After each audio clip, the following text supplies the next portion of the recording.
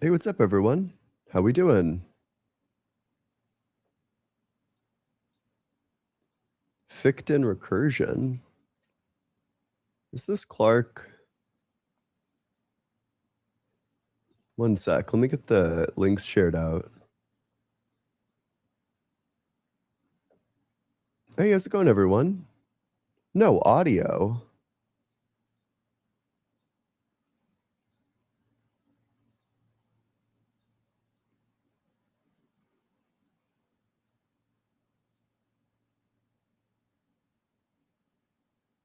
Okay, wait. Are we back? Is the audio good again?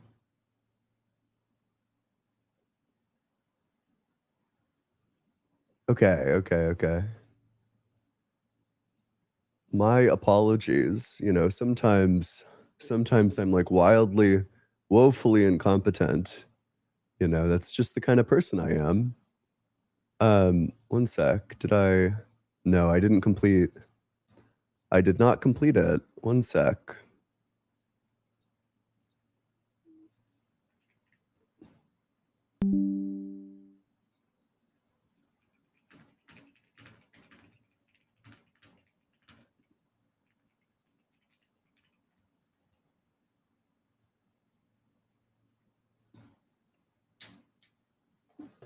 Hey, how's it Yes, going? hello.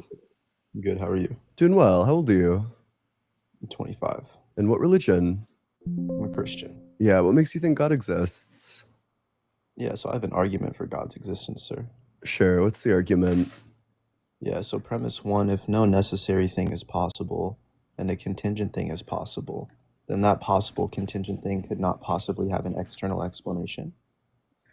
The notion of explanation here is just going to be one where the explanans is of a different class than the explanandum. So, one sec. Let me write this down word for word. So, if no necessary explanation is possible, No, if no necessary being is possible, sir. sure, if no necessary being is possible, then No, if no necessary being is possible and a contingent being is possible, and a contingent being is possible, then that possible contingent being could not possibly have an external explanation.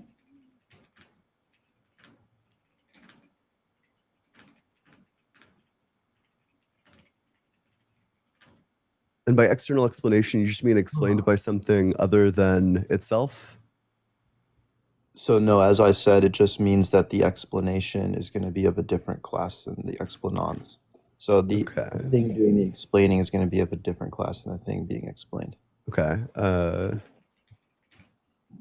Yeah, so the External explanation. The thing doing the explanation is of a different class. And by different class, you mean like you're exclusively talking about the class of it being like contingent or necessary, right? Yeah, we're talking about modal classes here, sir. Yeah, sure. Okay. Is of a different class than the Yeah, that's right, sir. So it is of a thing different class. being explained. So okay, there's probably one thing that we should like flag early on, which is that I'm inclined to think that a necessary being exists. In fact, I might even be like a necessitarian. Is that right, sir? Yeah, I think it seems like a live option. It definitely So, seems at least compatible with atheism.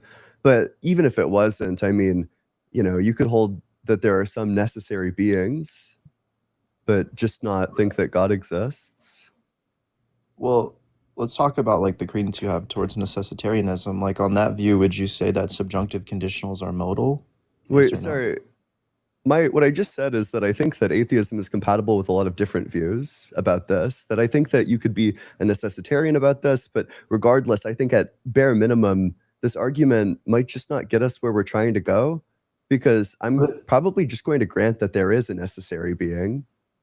did you not just say that you might be a necessitarian? Yeah, I think it's a live option.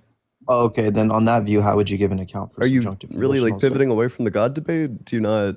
Or are you I think what I'm just kind of saying that interested in. Do yeah, you have like a reason to think that this necessary being is God?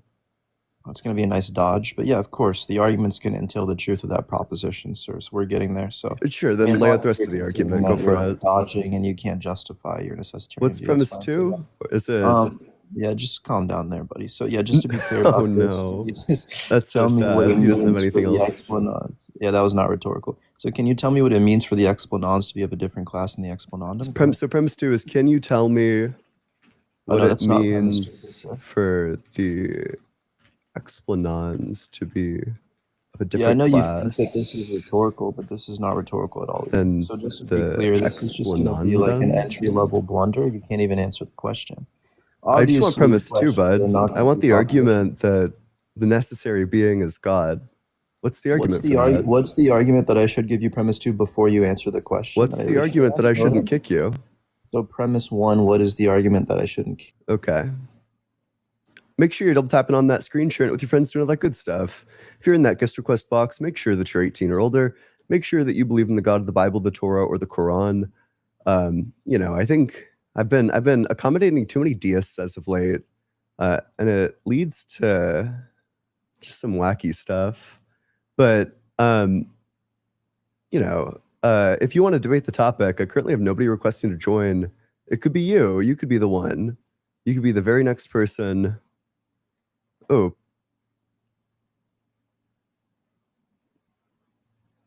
Oh, okay. Yeah, good to know. No, that's fine. I mean, you know, I think one of the biggest problems with these arguments is that, you know, it kind of like it seems like trivially easy for the atheist to avoid any negative conclusion by either just being like a necessitarian or just holding that there's like some other type of necessary existence. But hey, again, if you're in that guest request box, make sure that you're 18 or older. Make sure that you believe in the God of the Bible, the Torah, or the Quran. You could also be a deist, I suppose. But hey, what's up? How's it going? Going good. How are you? Doing well. How old are you? 32. And what religion? Christian. Yeah. What makes you think God exists? Mainly prophecy, honestly. Like what? It's simple. If prophecies God declared for the future didn't come to pass, he don't exist. If it did, we gotta accept the notion that he may be the God of all creation. Sure, yeah. Although it does seem like there are some prophecies that haven't come to pass, you know. Jesus, oh, wait, sorry. There's also kind of sounds like there's like a scratching noise in your background. I don't know if you want to do something about that or if you're able to. But there are some prophecies that didn't come to pass and, you know, could probably never come to pass. For example, in Mark 9:1, truly I say to you, there are some of those who are standing here who will not taste death until they see the kingdom of God after it has come with power. Well, they all certainly seem to die. You know, they all tasted death, and yet the kingdom of God didn't return with its power. So that was a prophecy that didn't get fulfilled and indeed can't get fulfilled. I wouldn't say that exactly, um, because a lot of them did see the kingdom of God before they died. John the Revelator was among them. He clearly saw the kingdom of God because he wrote the book of Revelation. Uh, Stephen saw the kingdom of God before he was stoned to death, as written in the book of Acts. And shortly after that was the Transfiguration, where they seen Jesus literally glorified before their eyes. So a lot of the disciples did see the kingdom of God before they died. But did they see the kingdom of God come with power, like come down to earth, I would presume? So no, they didn't see it come down to earth. The prophecy wasn't that it would come down to earth. It was that they would see it. It's that they would see it when it has come with power. Did they see it when it came with power?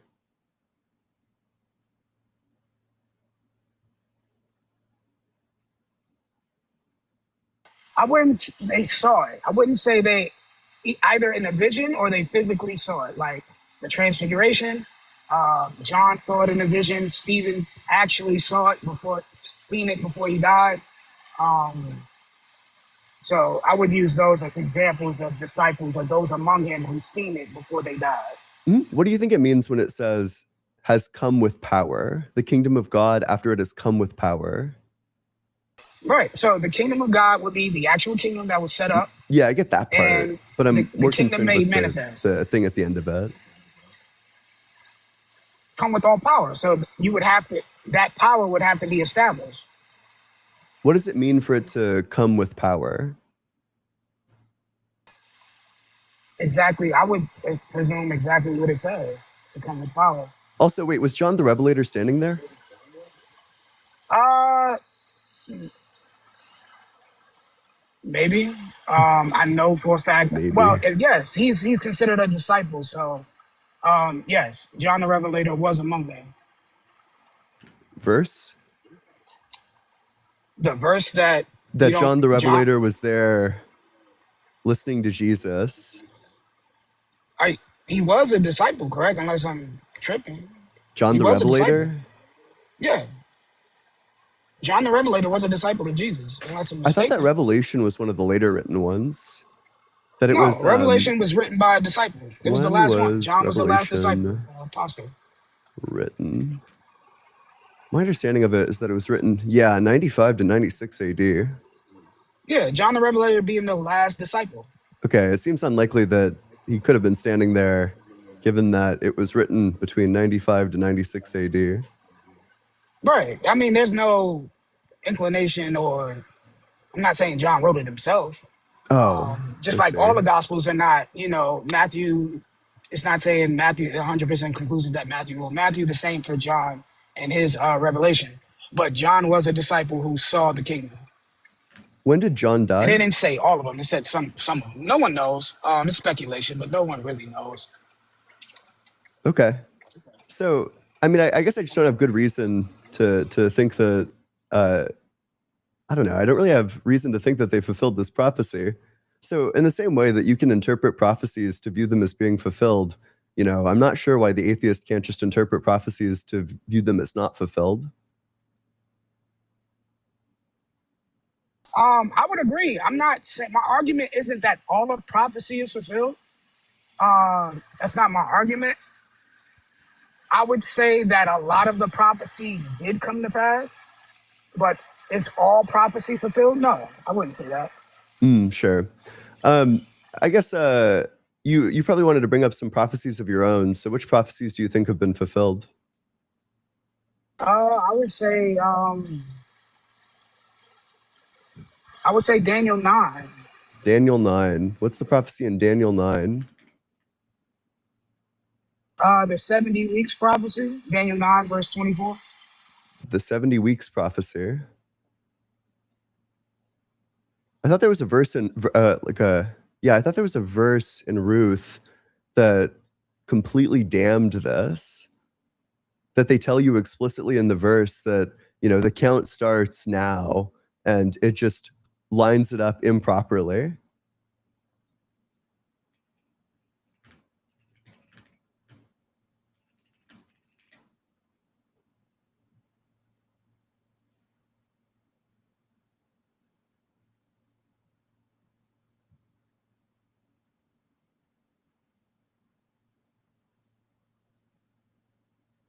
Hello? Oh, you said there's a verse in. Oh, I didn't know you were talking to me. I thought you were just speaking in general. But no, there's no verse in Jude, I believe, that debunks that. Daniel 9 is clear on when it happens and what's supposed to happen after. It speaks of a Messiah and the destruction of the second temple. There were only two temple destructions recorded in history, one by the Babylonians, the other around 70 AD by the Romans, which was prophesied by Daniel long before it happened. Cut off and shall destroy the city of the sanctuary, and shall come to the flood, and there will be... do you know what the specific passage in Daniel 9 is? What is it? No, I'm asking you. Do you know what it is? Yeah, it's a prophecy about God decreeing and declaring on the people of Israel to put it in the sin, But to do bring you know, in like, the everlasting number for the righteousness so the verse? most holy can be anointed. 24. It starts Okay, at sure. 24. 70 weeks are decreed for... Oh, you talking about the Yeah, 70 weeks are decreed for your people in your holy city to finish the transgression, to put an end to sin, and to atone for iniquity, to bring an everlasting righteousness, to seal both vision and prophet, and to anoint a most holy place. Know therefore and understand, from the time that the word went out to restore and rebuild Jerusalem until the time of an anointed prince, there shall be 7 weeks, and for 62 weeks it shall be built again with the streets and moat. But in troubled times, after the 62 weeks, an anointed one shall be cut off and shall have nothing, and the troops of the prince who is to come shall destroy the city and rebuild the sanctuary. Okay. Yeah, this is the one that I thought went out to restore and rebuild Jerusalem.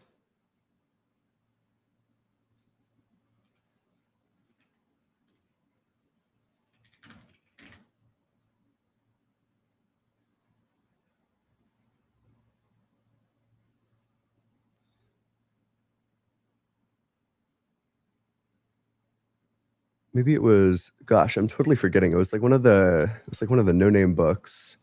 Books of the Bible. There's some verse that says, like, explicitly, you know, the emperor declares the rebuilding of it.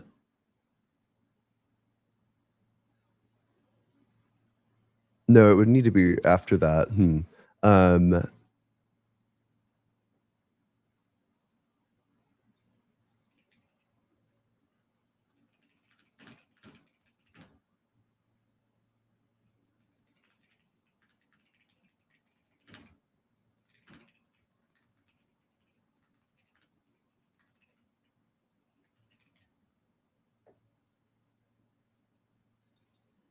Oh, yeah, it's Ezra.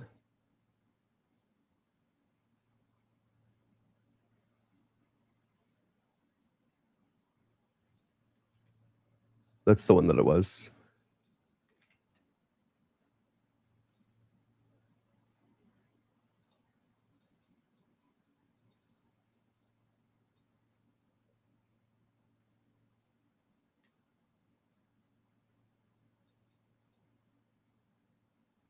Yep, okay, yeah, here it is.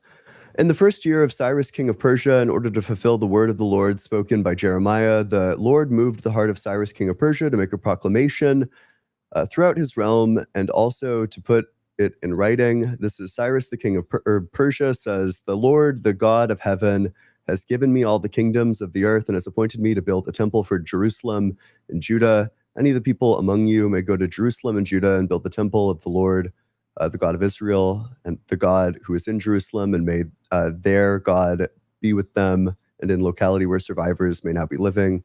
The people are provided with silver and gold." Okay, so that's the declaration to rebuild it. And then the key question becomes, when did Cyrus issue this?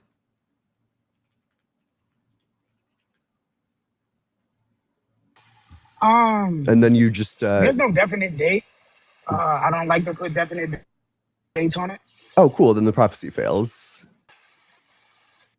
Because the prophecy needs a definite date. But when I look it up, Cyrus No, I wouldn't say the prophecy fails decrees that because they you can can't put a return to definite date on Jerusalem it. at 538. You would have to just...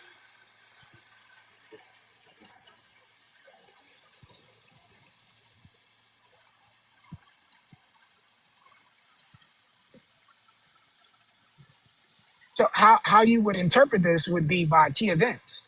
Did these key events happen? If it didn't, the prophecy fails and the God is not true. If these key events did happen, the prophecy was fulfilled and this God is true. And he's literally speaking to Daniel. Yeah, this is like pretty devastating, I think, but it just looks pretty straightforwardly like, it seems like scholarly consensus is that this is 539. But then, you know, that would place the birth of Jesus way before it actually was. Like, you'd be off by I like, agree. If you put, like 50 to 60 I years. agree. I agree. If you put an approximate date on it, which is why I don't deal with approximate dates unless it's explicitly stated in the Bible, I go by key events. Was the word given? Yes. Did the second temple get rebuilt? Yes. Was there a Messiah that was unalive, not for himself? Yes. Did the temple get destroyed? Yes, the prophecy was fulfilled. Why would I take the word of you over the word of the historians? The historians think that there's an actual date for it. I mean, that's what they think. Does the Bible say? Now, if the Bible said it and it didn't line up, then yeah, we can I don't conclude grant that the that the prophecy Bible is failed and true. the God is not real. Right. You don't have to grant it. I'm just saying, if the Bible gives a definite date and it failed, then that would be 100% conclusive that this God is not who he says he is. I'm going to go based off of what the historians say. I think that's reasonable to do Why? so. But then, are you asking why? Why would I go off of what the historians say? Versus what the Bible actually Yeah, I don't think the says. Bible is true.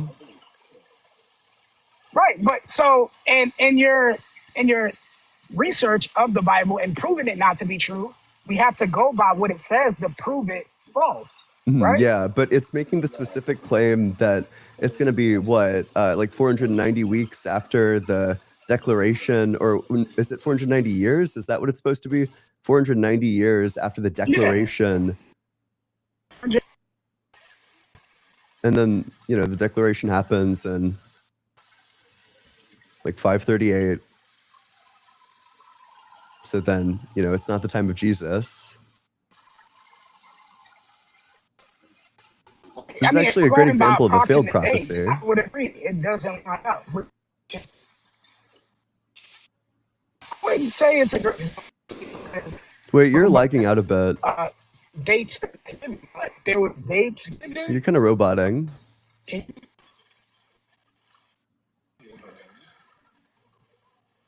Yeah. Oof, it's not getting better. Okay, I'll probably just move on to the next one. Whoa, it's Ethene. Hi, Ethene. Everyone wave hi to Ethene. GameCube Daniel, thank you so much for the tier 1 resubscription on Twitch. You've been subbed for 15 months. That's awesome. Thank you. Big W GameCube Daniel. Miko Mekopo, thank you so much for the 5 gifted memberships. I appreciate that. Thank you.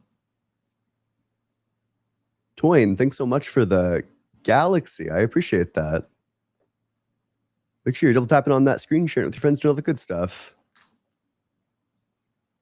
If you're in that guest request box, I ask that you be 18 or older.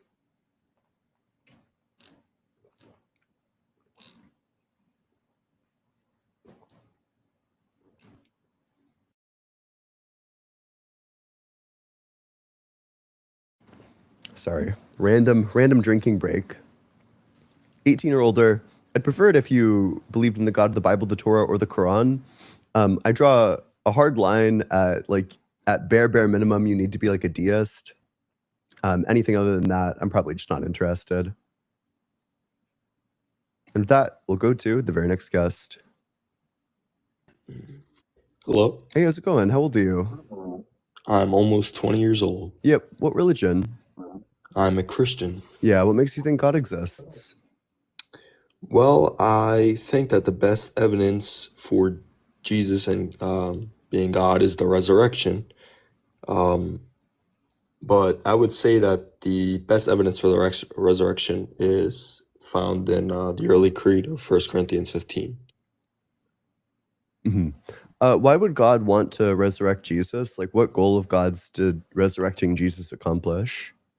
Yeah, so that's going to be in order to atone for the sins of man, because in order to defeat death and to defeat sin, he then has to overcome it as the only sinless perfection. So, Okay, but and I would say, couldn't sorry he to have? cut you off. Yeah. Would it have been possible for him to do that without resurrecting Jesus? Like, does he have the power to just make it all disappear?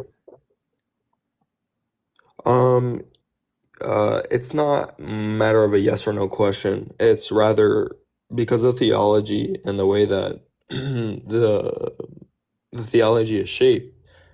I would say that since we believe that death and sin go hand in hand, and life and perfection go hand in hand, that means that the only perfection, which is God, had to come down in himself in a form of flesh in order to atone for the sins of man. But the reason why that I think that 1 Corinthians 15 and the creed of this is because it dates back to around 2 years after the resurrection and crucifixion. 2 years only. Yeah, but I'm asking, you kind of stated explicitly that you're not going to answer the question, but I just want to know, did he have the power to remove, I don't know, remove the sin without sacrificing himself? Couldn't he have just willed it away? Yeah, but then that would go against his nature. Why? Because What since attribute would that have gone against? justice. In what way? Do you think do you Because think innocent people deserve to get punished for crimes? Is that just? No, but if you're talking about Jesus in this sense, it was out of love, so he didn't do it against his will. How did it have been against his justice to remove the punishment or to remove the sin? Yeah, because sin has an infinite debt. So because of the how to say the infinite dignity of God. So since God is an infinite being, that means that any sin formed against him has an eternal consequence. So that's because I'll put it like in a simple one. So if you were to, slap me, you wouldn't get in as much trouble as if you slapped the president of the United States. But if you go against God, that means that the consequences would then be eternal. Yeah, I just don't have this intuition at all that, the idea that slapping one human is worse than slapping another human when they're both like sentient. I simply don't share that intuition. Like, I just don't grant that. That's not my argument. Yeah, that's what you said, is that you get like a more severe punishment for punching like the president of the United States or something. Yeah. I just don't share the intuition that that's like a worse act than punching somebody that's just on the street. So you don't agree that the government wouldn't, give you more time than slapping me? I agree that they would give me more time. Okay, I don't think that it's that? just. Like, I don't think that, for example, you should get less time if the victim is like a disabled person or like an elderly person than if the victim is somebody who's, like a young, healthy, like 20-something. Yeah, that's just gonna be because of the dignity. You do think that you should get more punishment for punching like a healthy 20-something than for punching a disabled or elderly person? Nope. But you just said, well, it's because of the dignity. Yep, and you're Swiss swapping them. Okay, well then when you said it's because of the dignity, you just weren't responding to the example that I gave then. Yeah, that's because you're strawmanning the argument. But I don't want you to run from my 1 Corinthians 15 creed, which I originally brought up. Brutal. Okay, so your claim is that this is like 2 years after 1 Corinthians 2 years 15? after. That's correct. When was first? I can give you the scholars and Corinthians historian written? debate it back. if you want. Well, when I look, when was 1 Corinthians written? It comes up 53 to 55. Yeah, I said the creed that is in 1 Corinthians 15, not 1 Corinthians 15 in itself as a text. Okay, So just the creed that's in 1 Corinthians 15? Yeah, so Paul was quoting the creed that the early Christians had in the time of the resurrection. Okay, the resurrection of Christ. Okay, sure. Do we have like the original text? What do you mean by original text? Just, do we have the thing that he's quoting? It doesn't need to be something that was like written from that age or whatever. Yeah, okay. So what I mean by this is when Paul's writing 1 Corinthians 15, within the passage of 1 Corinthians 15, he's quoting the early creeds that the early Christians and the early Jews sought out and were quoting and memorizing at the time of the resurrection, within 2 years after. And I can give you the scholars to match this and give you the datings. Okay. Sure. Is this like scholarly consensus? Yes. Okay. Could I get the source that says that it's specifically a scholarly consensus? Yep. So this is going to be with people like James Tabor, Daniel Wallace. Wait, I don't want the James names Snap. of scholars. I want one source that says that it is a scholarly consensus. What do you mean by scholarly consensus? Like agreed amongst people? Yeah, there aren't people that like contest this. I'm not sure about that. I'm just giving you the scholars that agree with the dating of it. Okay. Let's say I granted this, that it's between like a couple years after the crucifixion. Why Mhm. would that then follow that a resurrection actually happened, as opposed to, some rumor forming, or, like the evolution of a legend within that time frame? Because according to ancient lexicons and any text within the ancient world, really, is anything within a short period of even 10 years, per se, would be incredibly hard for witnesses not being able to catch any mistakes within a creed. So, what do I mean by this? Is like, if I were to make something up about, Donald Trump, right? And people can go and fact check it and say, oh, that's not true. You just made that up. Well, in this case, if it's in 1 year of even the witnesses that are reciting this creed, then they are able to, extra corroboration verify what actually happened. Yeah, but then the key question becomes, why would I think that this was something that was like widespread known, as opposed to something that just existed within like specific pockets of people? You're assuming that everybody would have perfect knowledge, or, I don't know, literacy, that they'd be able to read and write about what's being claimed in these Yeah, that's why I foreign said it's a creed. destinations. That's why I said it's a creed. It's memorized, not written. Yeah, why would I think that this was something that was widespread amongst, all people, um, or that people who would be in a position to know were even faced with this at some point? Yeah, because that's actually one of the reasons, or one of the, I shouldn't say the main, but it's one of the biggest reasons why Christianity exploded out of Jerusalem. So if you look at between post-resurrection and within the 5 years of Christianity that took place within Jerusalem, this early creed that was in place already and being recited and memorized amongst the early Christians and Jews and amongst the Roman Empire, this was already taken place and was written down in 1 Corinthians 15, because Paul is saying that he was already given this and it was already being recited amongst the people that were living there. It was already being recited by the people that were living where? Within Jerusalem and like areas of Judea and Galilee. Okay, wait, where is this in the 1 Corinthians 15?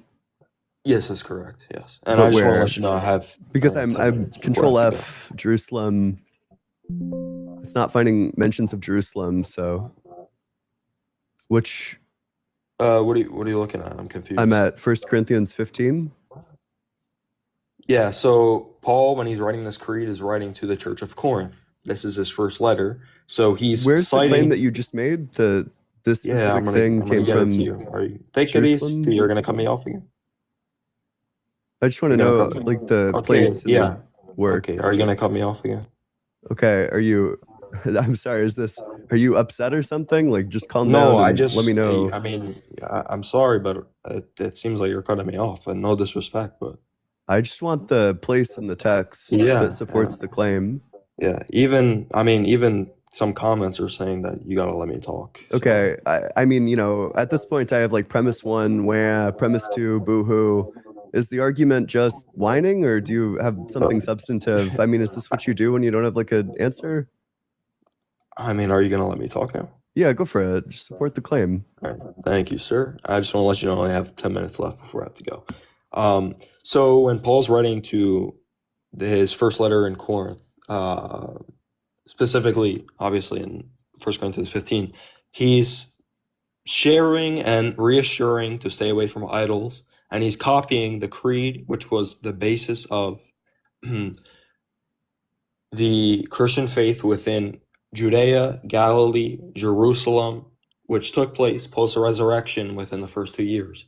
So what do I mean by he's talking about the creed in Jerusalem?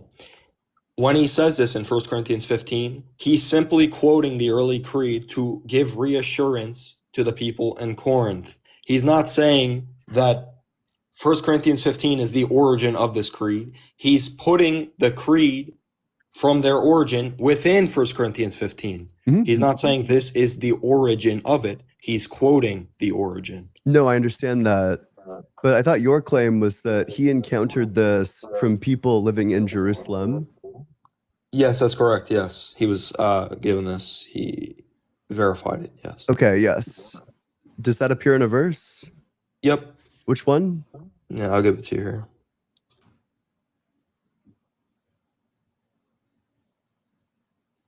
Oh, if you're off the app, I can't hear you, but that's fine. Make sure you're double tapping. We'll wait for the guest to go and get it. Make sure that you're double tapping on that screen, sharing it with your friends, and all the good stuff. If you're in that guest request box, make sure that you're 18 or older. Make sure that you believe in the God of the Bible, the Torah, or the All right. Quran. It is. Sorry to cut you off. That's It okay. is 1 Corinthians 15, 3 to 5. 3 to And I'll read it 5. for you. So, I have okay. it for you if you want me to read it. For I handed on to you as of first importance what I in turn had received, that Christ had died for our sins in accordance with the scriptures, and that he was buried, and that he was raised on the third day in accordance with the scriptures, and that he appeared in Cephas to then to the 12. Okay, this Mhm. doesn't mention Jerusalem. Yeah, do you know where Christ lived? No, I understand that, but specifically the claim is that this creed is repeated by people from Jerusalem. Yeah, what do I mean by that is when within the early Christ life, how to say it, people already recognized post-resurrection that Christ was in this creed buried, killed, buried, and risen from the dead. No, I get that. But your claim was that this creed is repeated by people from Jerusalem. Yes, because that's where the early life of Christ was. Okay, but it doesn't claim that. Okay, give me 1 sec, I'll show you.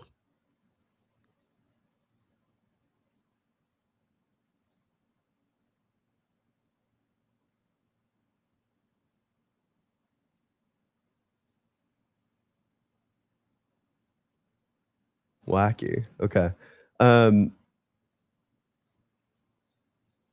Yeah, make sure you're double tapping on that screen, sharing it with your friends, doing all that good stuff. Yeah. Okay. So if you go to, so this is the same Paul that wrote 1 Corinthians 15. If you go to Galatians 1, it's talking about when he spent time with the other apostles, specifically 11 to 17. And it's going to say that the creed in my letter to Corinth I received from you. Oh yeah, this is the same Paul, so it's going to parallel with his other letter. He is going to make explicit mention of the creed from Corinth. Oh my gosh, how many times do I have to say it? The creed is not from Corinth. No, I know, but the Corinth letter, the letter to Corinth, in the letter to Corinth, he is quoting a creed. Your claim is that this creed came from people reciting it over and over again in Jerusalem. Yo, I know, that's I'm correct. tracking this. Yes. Wait, so I just want to make sure, do you concede that this creed was early or no? I have no idea. I need to look into the scholarly consensus. I'm fine granting it for the sake of the argument. Okay, and would you agree that this creed predated 1 Corinthians 15 and Galatians 1? Wait, I'm reading Galatians 1:11 through 12. For I want you to know, brothers and sisters, that the gospel that was proclaimed by me is not of human origin, for I did not receive it from a human source, nor was I taught it, but I received it through the revelation of Christ. Mm-hmm. So then he didn't get this from other people. Yeah, that's the foundation and message of the gospel. Okay, so then everything that you said previously about, he received this from all the other people, that was just false. Nope, you're comparing apples and oranges. What do I mean by Galatians 1:11 to 12 and 13? What do I mean by this is that the actual foundation of which Christ has come down is the origin from heaven because Christ dwells in heaven.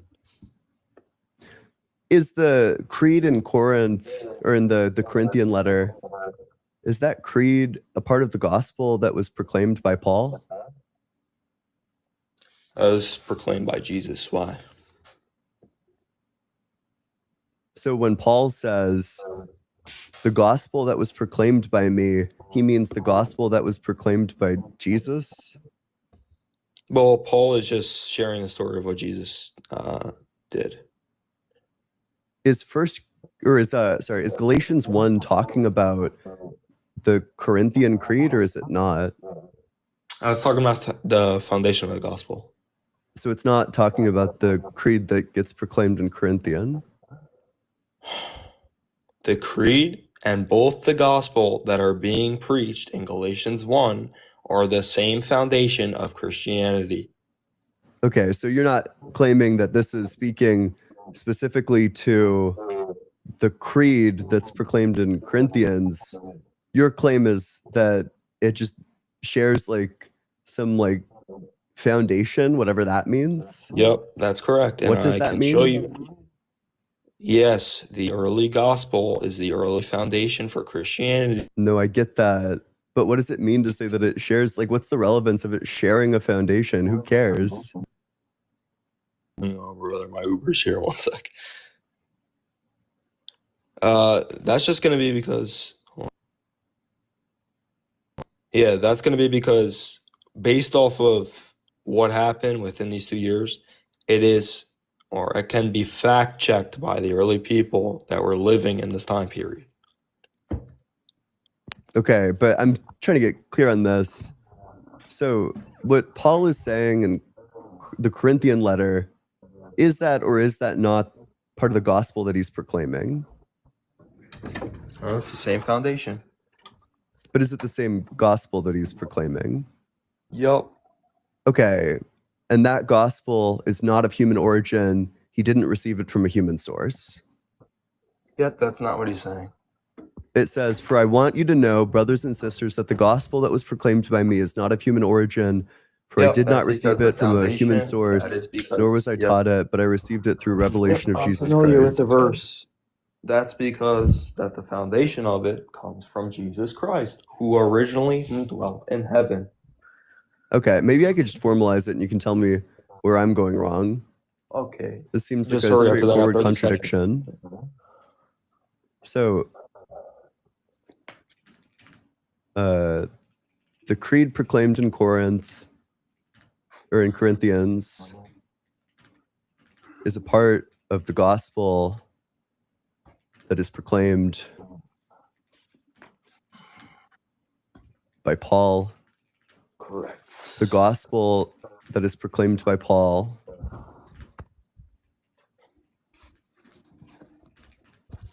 is not of human origin. He did not receive it from a human source. That's the. Yes or no? Okay, sorry, brother. I gotta go. I'm sorry. Okay, that's fine. Well, thanks for coming up. Appreciate you. All right, thank you for being respectful. Okay. Yep, Bye. absolutely. Make sure you're double tapping on that screen, sharing it with your friends, doing all that good stuff. If you're in that guest request box, make sure that you're 18 or older. Make sure that you believe in the God of the Bible, the Torah, or the Quran. I also ask, it'd be cool if you had some reason to think that God exists.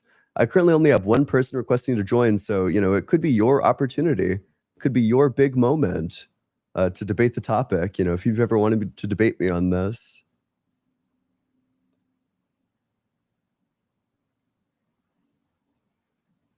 Let's go to the very next guest. Hey, how's it going? I love feet. I love sucking feet. Okay. Let's go to the next one. Hey, how's it going? Hello. How old are you? I'm 30 plus. What religion? Sorry, What religion? Muslim, Yeah, Islam. what makes you think God exists? First of all, you don't have a knowledge about what happened with the human after they're doing bad things on earth. For example, I give you example. The killer, when they kill someone, they lose them humanity. All rewards, like if they become goat in next life, goat, sheep, cow. and that's why we should not say anything bad word about the God. You have to mercy on yourself, and I don't if grant we that say that's what about the happens to them. Like, I don't grant that they're yeah, gonna be like burning in hell. no, they burning in hell, those people, those who not obeying and saying bad thing about the God, and those are the burning in hell. Those who kill innocent, those burning in hell. Not So not granted. Why would I believe sorry. that? What's the evidence for that? Yeah, okay, I give you an example. When you see any cow, cat, sheep, anything, when you try to understand them feeling, they are trying to understand your feeling as well. When you know what we're saying, they understand what we're saying, because they was human before, all of them. Never say any bad What? word. Never say any bad word about God. You write this God is not real. This is unserious. Okay, moving on to the next one. Make sure you're double tapping on that screen, sharing it with your friends, all that good stuff. If you're in that guest request box, make sure that you're 18 or older. Make sure that you believe in the God of the Bible, the Torah, or the Quran. You could be at bare minimum a deist, but I'd really prefer it if you were one of the other three. And with that, we'll go to the very next guest.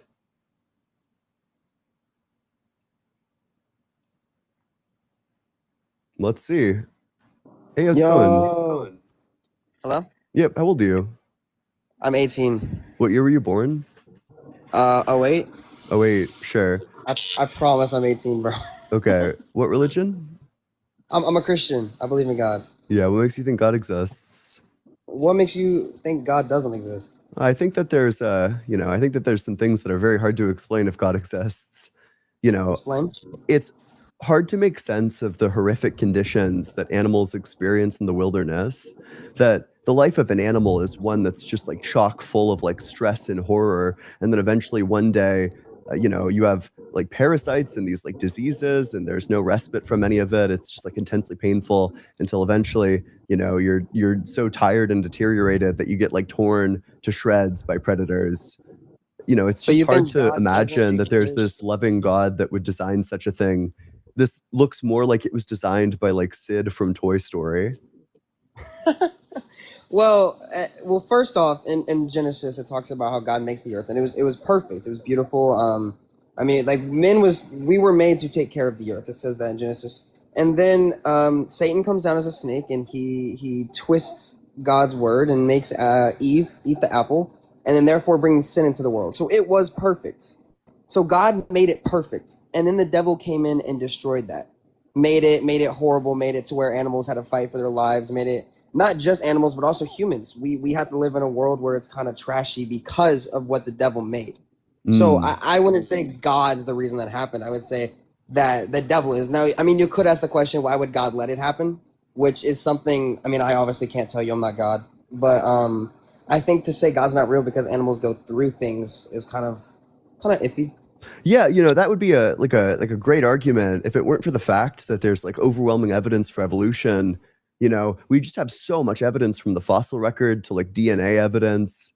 There's just so much evidence that everything that you just said is false and that actually animals have been experiencing more or less what they've been experiencing now, except for the past like 4 billion years they've been suffering in like agonizing circumstances.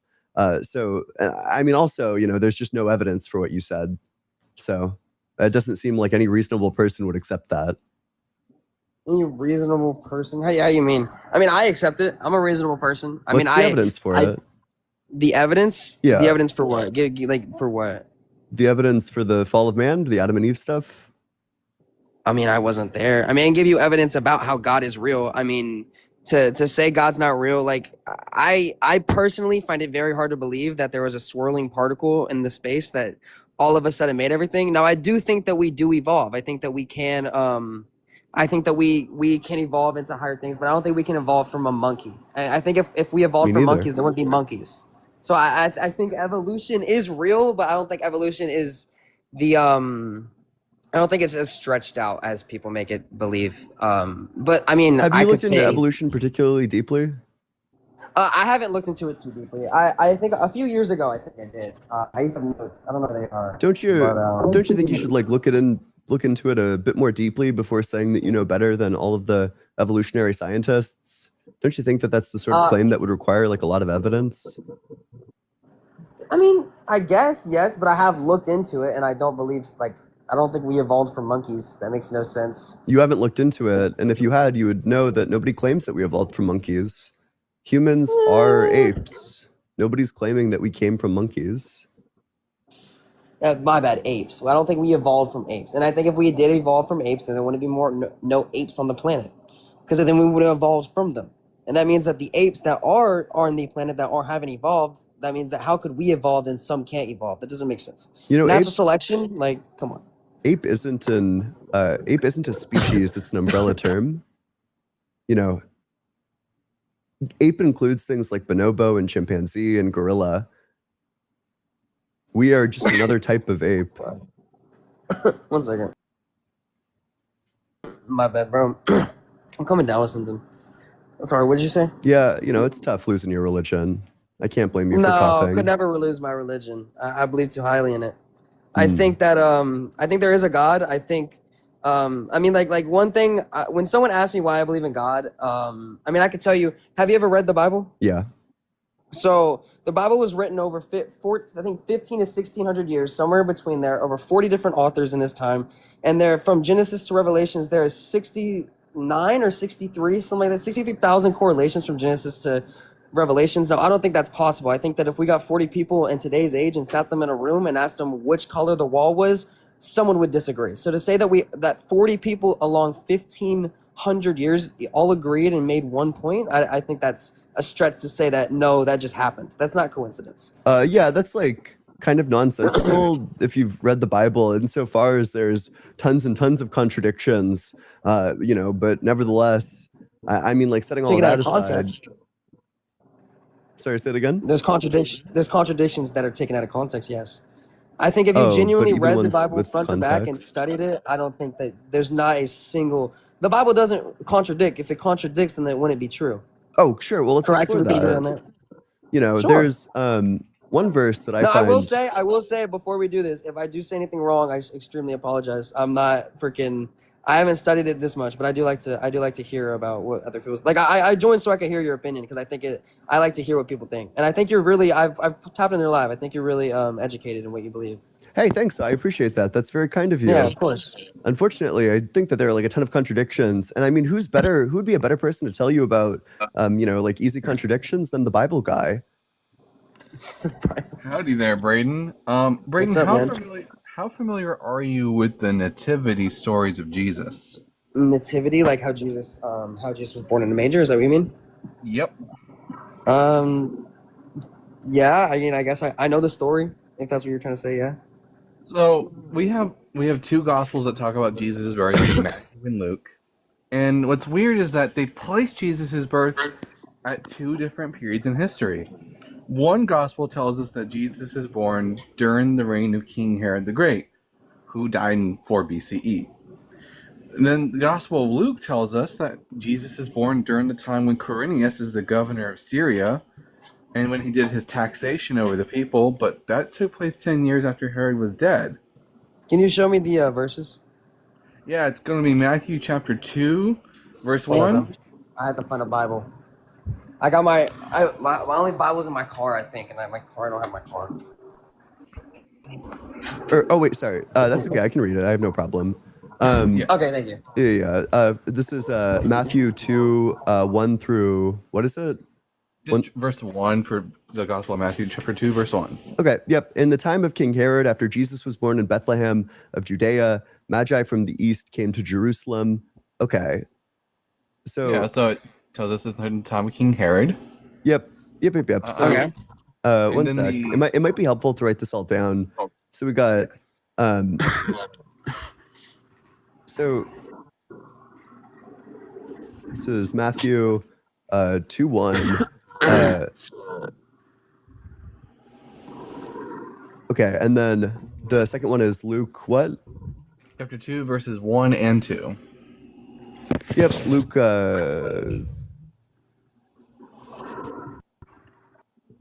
Luke 2, 1 through 2.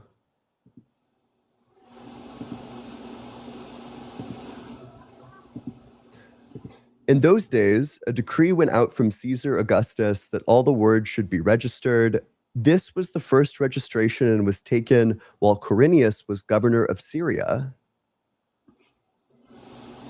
Okay, so just for my sake,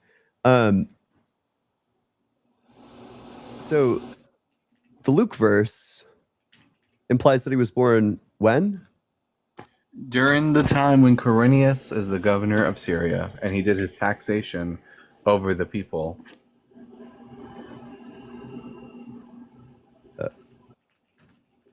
His taxation, and then when was that? That took place in 6 CE. 6 CE. Okay, cool. And then the Matthew verse. Well, Herod died in 4 BCE, so that way means that Jesus would have been born between 6 to 4 BCE. He dies in when? 4 BCE? Yeah. Implies Jesus is born before 4 BCE? Yeah, because Herod sends out the soldiers to kill every child that's 2 years old and under. That gives us an approximate time for his birth being 6 to 4 BCE, according to this gospel. Okay. Yep. Yeah, this seems a pretty devastating problem. I don't know. Braden, if you're off the app, we can't hear you, but we got so we got Jesus is born before 4 BCE is what the Matthew verse tells us. That's when Herod had died, I think. See. Yep. And then, but he's also born 6 CE when Quirinius does his taxation. Well, it's believed he was born between 4 and 6. None of us are there, and we don't have a correct. Like, I can't give you a timeline of when he was born because obviously I wasn't there, and I don't have the original texts. Like, I don't have all that. Not between. Neither of the gospels state that. One gospel states that he's born before 4 BCE, which is when Herod would be alive. Because remember, who kills the children in Bethlehem? Herod. And Herod's dead. He can't kill the children in Bethlehem. So exactly. Jesus had to have been born before 4 BC. Yeah. Now, but according to Luke, the whole reason why his family even goes to Bethlehem, where he's born, is because they're going down for the census that Quirinius is doing. But Quirinius didn't do his census until 6 CE, 10 years after Herod's death. Where are you reading that from? Like, how do you use that off the top of your head, or you just in it? Don't make me dog on you. I'm asking. Our source of information for this is a first century historian Flavius Josephus, who writes about the Herods and the taxation under Quirinius and the revolution that followed it in Antiquities of the Jews, books 17 and 18. And there's no way that man could have just could have gotten the dates wrong. Like I think it's less likely that a known historian would get the dates wrong as opposed to anonymous authors who wrote about magic. Well, known historian, I can't speak apparently. Known historians have gotten dates wrong in the past. There's multiple places where they got it wrong and then were corrected years later. But here's the thing. Even if it's only 2 years apart or even 1 year apart, it's impossible for Jesus to be born at both times, because why does Quirinius become the governor of Syria to do his taxation? The reason why he does it is because when Herod died, his sons got his kingdom, and the son the son who gets the region of Judea is Herod Archelaus. And Herod Archelaus was, and which even the Gospel of Matthew talks about Herod Archelaus taking over Herod's place when he dies.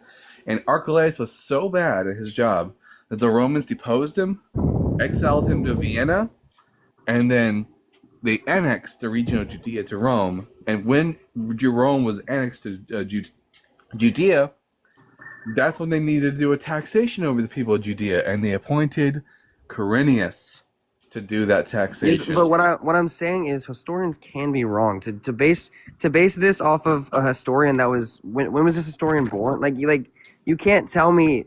This historian was born in the 1st century CE and actually got his information on the Herods from Herod's court historian Nicholas of Damascus. Certainly, we should trust like known historians over like anonymous randos. Nah, I definitely trust these anonymous randos who have the leadership of a god, of my god, than a historian who could have. That's wait. question said something. begging. Flavius Josephus was worshipped your God. He was Jewish. He was a Pharisee. His leadership was also the same God you worship. I mean, I honestly, I don't know this much about history to tell you you're wrong or you're right. I can't tell you that. But I believe that my God, who is above, didn't just, you know, a lot of things like that atheists believe. I just can't wrap my hand around that. I can't think that two particles collided and made everything to where the Earth is, you know, Neither do I. perfectly in distance. I don't believe Yeah, that. who There has to be believes- somebody who made wait. that. Wait, Braden, who believes what you just said? It's not me. Sorry, atheists. Atheists do believe that. Not me. What atheist? I don't believe that. Are you an atheist? Yes, both I of actually us. wasn't Yeah. aware that. I didn't aware y'all were both atheists. So what do you believe in? How do you think the world would just came to be? The world formed via gravity. You know, particles form, and then gravity pulls things together that have mass. So obviously, you're going But to if get there's like no bigger and bigger gravity in masses Earth, of particles. how can all the particles would have had to been spinning the same way? But if there's no gravity, then how can they spin in the same direction? That's not true. They don't. How need is to that spin- not true? First of all, I'm not even sure. I don't even know enough about this to know like spin in the same direction, like what that means. But no, gravity forms between any two bodies that have mass. Like for example, you know, I exert some sort of gravitational force on like the star that's 1 trillion light years away. Mm-hmm. Sorry. Damn God. I don't think that two particles randomly collided in Yeah, space. neither do we, as we just explained. That's what you believe in. Am I wrong? No, for the third time, no. What did you? I'm sorry. Continue. What Yeah. did you say? Yeah, we believe that there was rapid releases of energy that led to the formation of particles. And then these particles come together to be atoms, and then these atoms pull each other And together. so it just via randomly gravity. happens? Depends what you mean by It random. randomly happens?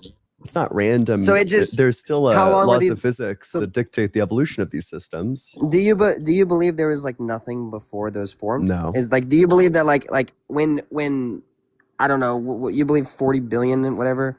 Do you believe that when that happened, that was like the first thing? You think there was No. space and then that happened, or you think it just happened like that? No, I think I'm inclined towards the infinite regress. In fact, the view that I like is that the universe goes through infinite cycles of big bounces and big crunches, so it rapidly expands, like the Big Mhm. Bang, and then eventually it'll stop expanding and start contracting. And then at that Okay. point, it will be in another hot, dense state, so it can rapidly expand again. That's the view that I'm inclined towards. Okay. 1 second. All right. So You gotta go? yeah, I kind of do. I'm gonna That's join back fine. later. Okay, I promise you. Hey, thanks for coming up. All right, Appreciate bye. it. You. It was really. Oh, fuck, I cut him way too soon. My bad. My bad, G. Damn. I might not get an intellectual heavyweight like that again for a while. Well, that was fun. Yeah. I'm gonna go get ready for my show. Thanks for having me up, Ian. Yeah, absolutely. Thanks for coming up. Appreciate you. Yeah, no problem. All right, let's go to the very next guest.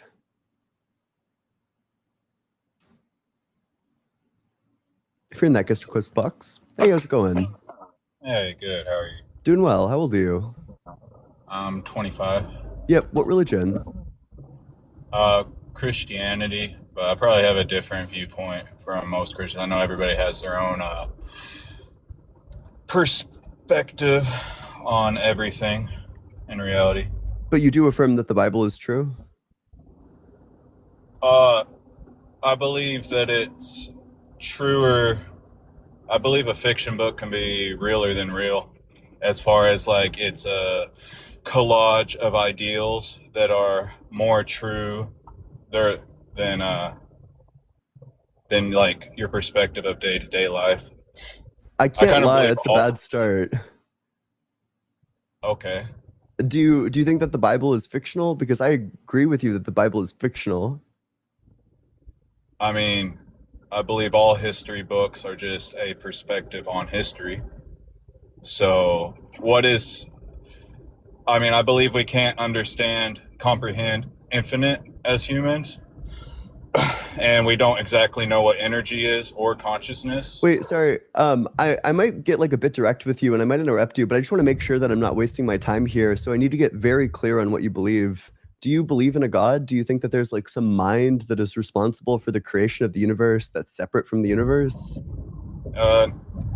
Like a personification of a human Just in the a sky? mind, like a thing that Yeah, experiences consciousness, things yeah. I that believe created the a universe consciousness. that's like separate from the universe. Yeah, I believe in good and evil. Okay, sure. What makes you think that God exists? I believe the Bible is the closest thing we have to the truth, but I believe all the religions are aiming for the same target. They're just coming from a different perspective. What's the evidence that the Bible is the closest thing to the truth? The fact that the only way to truth is through humility, because that's the only way you can learn is by admitting that you don't know something. Okay, and what does that And have to that's do in with the the New Bible? Testament.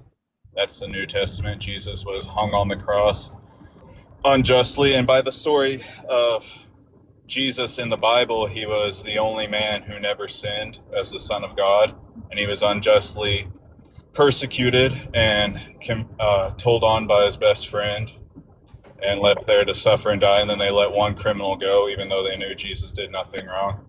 Yeah, unfortunately, this idea that the only way to learn things or the only way to become knowledgeable is by admitting that you don't know things. Unfortunately, that idea predates Jesus by like a huge duration of time. You know, Yeah, it this is just comes basically from the core Mesopotamia. lesson of Socrates. This is basically like the core idea is that it's best to just admit that you don't know when you don't know. Otherwise, you end up being twice as ignorant. You know, you don't know, but you don't even know that you don't know. So it's like two levels of I don't know, whereas Socrates, by admitting that he doesn't know, just only has one level, the one that he admits to. But Do you believe in free will? Wait, sorry. Or do you believe everything? Let's not move past this data. Let's just stick with the first data point that you brought up. So what you're saying, like this great teaching predates Jesus. So why do we need the Bible when I could get this exact same lesson from Socrates? Because the point of going from polytheism, because there's no difference between polytheism of many gods that are kind of petty and have their own human flaws, and the same thing between one god and angels and demons. It's the same thing as Zeus being the leader god and having lesser gods and titans and all that. It's the exact same thing. You know, they fucking killed Socrates because he didn't believe any of that, right? He didn't believe in Zeus. Yeah, I'm with you. Like, religion and technology can all be used for very bad things, and they can throw the baby out with the bathwater. But I believe Christianity is the closest thing we got to the ideal to aim for, as far as aiming in a positive direction. And I mean, I believe the scientific method is just also aiming for the same thing, like that there is a better and that there is a truth, and that to censor one side of people's ideas would be an endless hell that can always get worse. What's the valuable idea from Christianity that I can't get better elsewhere? I mean, I believe they're all aiming for the same target, but Christianity is saying, I mean, the story of rebirth is that humans can fail miserably. All the best heroes in the Bible were people who willingly messed up really, really bad, but they had redemption through mercy. Because if you don't have forgiveness, then we're all screwed because we're all flawed. I'm unclear what the great lesson is that I can't get from elsewhere. It's that we're all flawed. I hate to break this to you, but this lesson exists. Like, you could get this lesson from literally every single culture of all time. Maybe even every story of all time is driven by character flaws. The idea that this is like a great lesson that's only from Christianity is just obviously false. No, I just believe it's the best version for people to understand. I totally disagree. You know, I think what are those? religion? What's that fucking frog and his toad friend? What's that name of that series?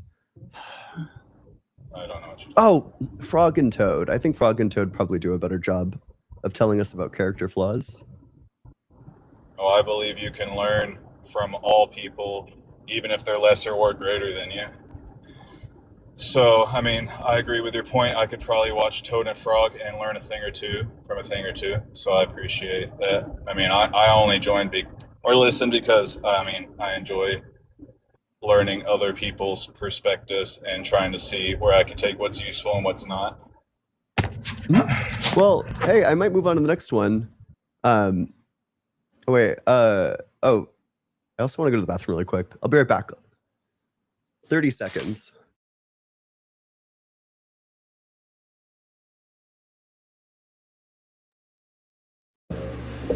Okay, let's start counting. Just kidding.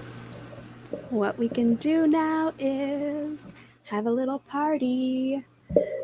Please, if you're on TikTok, send your heartbeat, send your Go Popular, send your Ian Curls gift. Those help so much getting us out to the algorithm on there so we get more guests. Right now we are at 590 something viewers on TikTok. If we can get that up with some of those little penny gifts and a lot of the taps liking on the screen on TikTok, that helps a ton.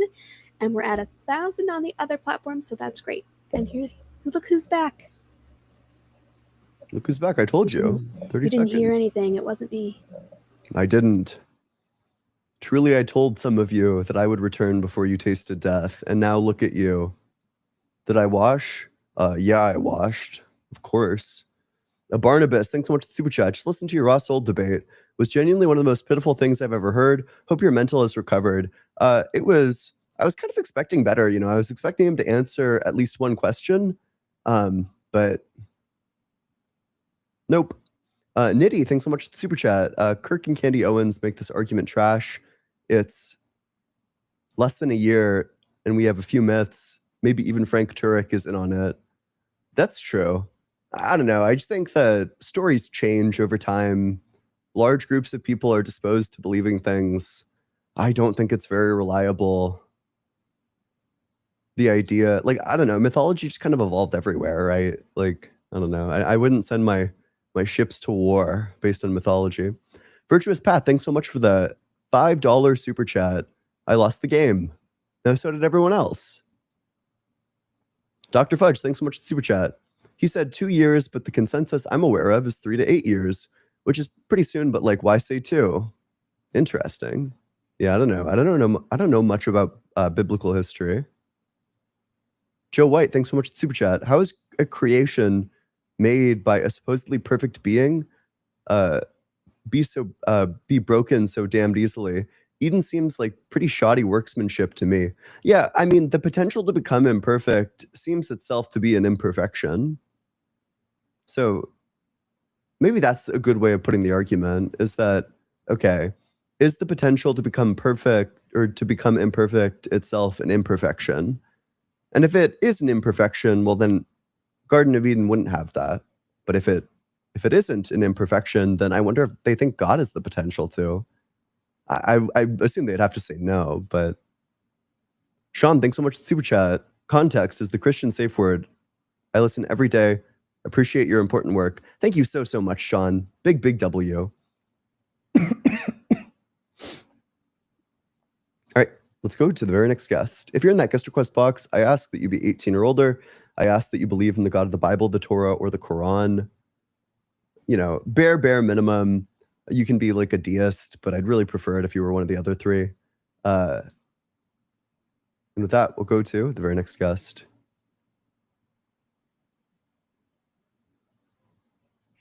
Hey, how's it going? How's it going, man? Yep. How old are you? I am 60, dude. I'm gonna be dead soon. Oh no. So don't say that. You aren't even retired yet, probably. No, I am not. But what religion are you? I am a Catholic convert. Okay. What makes you and think? unlike a lot of the people here, I do not deny the Big Bang. Actually, the Big Bang was discovered by a Belgian Jesuit priest. Yeah, that's fine. It's, I guess the question I have is mainly for you. My reasons for becoming Catholic are probably a lot different than most. I don't spend all my time studying the Bible. It's not a science book. It's a combination of allegory and all sorts of types of literature.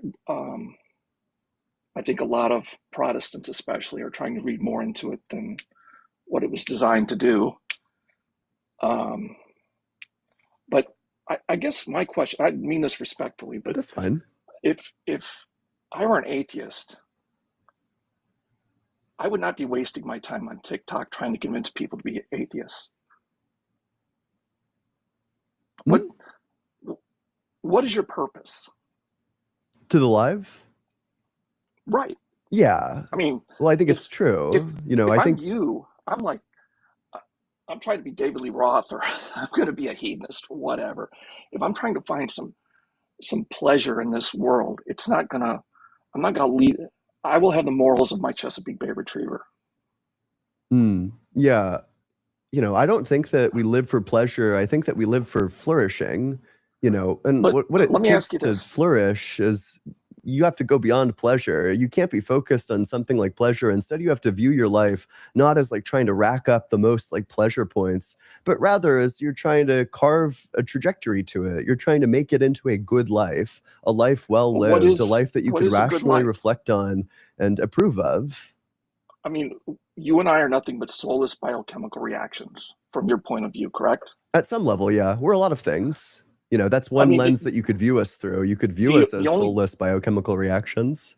the only dignity that you and I have, I would think, would stem from a purpose. But you and I have no more purpose than my Chesapeake Bay Retriever, That doesn't or a follow. swine, or a mosquito. We are just living organisms. Yeah, but that doesn't follow that we have no purpose. We have plenty of purpose. I But I think that the mean, purpose of the human life is to flourish. And in some sense, I might agree with you that I think that what everything is aiming at, what every organism is aiming at, is its own purpose. But I think that the human purpose is unique. The human life is driven by rational reflection. You're able to plan the sort of life that you want to live. And in doing so, in order to live the good life, you need to live a virtuous life. Part of what that means is that you need to get like a good grasp of the world around you. You need to understand what matters, and you need to be disposed towards acting on this understanding in various situations. well, I mean, you said something pretty insightful. You said what matters. Well, I mean, entropy happens. Okay, this material world is going away, whether it's in 30 seconds or in 10,000 years or a billion years. It is going away. Correct? Yeah, at some point. So, what am I trying to do? Am I trying to gain the most pleasure for myself? Am I trying to increase the duration of my lineage? What difference does it make whether I have a family lineage of one generation or 1,000 generations? It really doesn't. Oh, I don't think that that's true. I think I explained this earlier, but I don't think that the human lives just for pleasure. I think that the human lives for flourishing, that you're trying to live the sort of life that you can rationally reflect on and But I approve don't know what of. flourishing is. I mean, amassing wealth, amassing pleasure. Let's take it minimally as the sort of life that you can rationally approve of. And then just from that understanding, well, in order to approve of your life, you would need to know your life. And in order to know your life, you need to be disposed towards evaluating lives in a way that is reliable, a way that tracks the truth. And if that's the case, then you need to treat like cases alike, which means that you would need to embody the virtue of justice in order to live a good life. So you need to go about living your life in a way that gives things their proper due. And one thing that I think is valuable, one thing that I think improves many people's lives, although for some people this isn't the case, is having children. I think having a family, you know, it helps you not be lonely. It allows you to see the Absolutely. trajectory of your children, of your spouse. You get to, you know, live your life with somebody, live your life with a lot of somebodies, and then one day, you know, you can force your grandchildren to play like shitty board games with you, when they'd rather be doing something else. But you know, I don't know. It's like part of the like this like beautiful process, and I think all those things have value. You know, all of these things help your life form a more beautiful trajectory than something like doom scrolling on TikTok or doing something just for pleasure. Yeah, I mean, I think you're right. I mean, to me, life is my life is good. Um, but at one point, to me, it always comes back to what is the only difference between me and my dog, the fact that I have opposable thumbs and I can look up at the stars and gaze in wonderment. Is it my intellect? What gives me more? In other words, what is the difference between this, taken to its logical extreme? What is the difference between Auschwitz and a hog farm? Oh, I mean, I think both of them are quite horrific. I think that humans have more value than like a pig does. But I Is it our mean, you intellect? know, I'm vegan. I think that the pig farm is probably one of the greatest atrocities that humans are currently contributing to. It's You'd I don't probably know. give It's me like the probably death like penalty top then. 3. You know, the question that I find myself asking is, what trait is true of a pig that, if true of a human, would justify factory farming them? I I don't would agree. know. If well, I mean, I take it the other direction. I think that if um, if we are both soulless biochemical reactions, there really is no difference. There's some Um, differences. I mean, obviously, we look different. We have higher levels of intellect. There are porpoises that are smarter than some people who were born with defects. Does that mean the porpoise has more dignity than someone who is born intellectually deficient? No, I don't think so. I certainly don't think that there's. I'd be skeptical that there's a porpoise that's like more intelligent than, I don't know, like a human. But Well, I mean, if you were born with cognitive issues, um, my friends in college would probably say I was, but if you were born with cognitive issues, I'm sure there are porpoises that can solve more complex problems than people born in those situations. and then your language skill would still probably be higher than that porpoise. You know, we excel at different things than porpoises.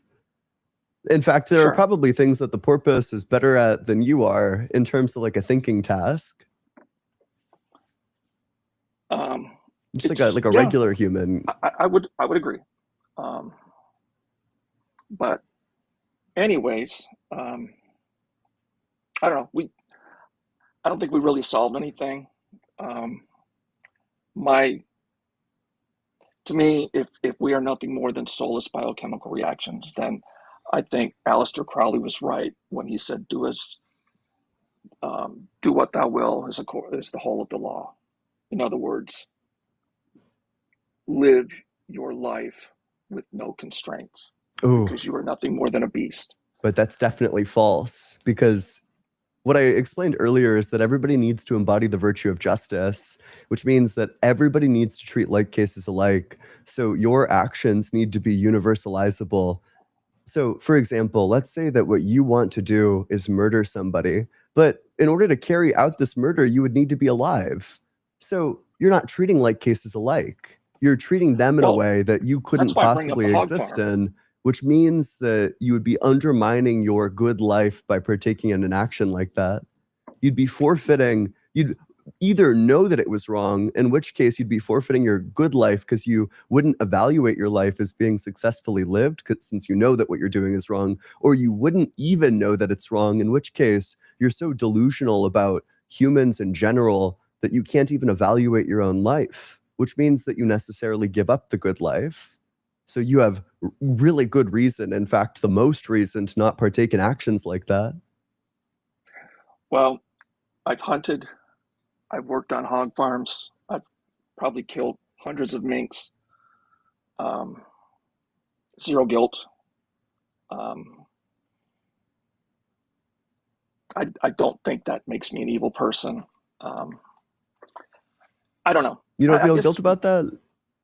no. Can I ask you, what trait do you think is true of a human, or sorry, what trait do you think is true of a hog that, if true of a human, would justify slitting their throat and selling them at Whole Foods? What trait of a hog? Well, in my opinion, a hog has no soul. A hog is here to serve my purpose. If you found out tomorrow that, you know, I didn't have a soul, would that justify slitting my throat and selling me at Whole Foods? I mean, if you tasted like chicken, maybe, I don't know. I take that as a Um, reductio.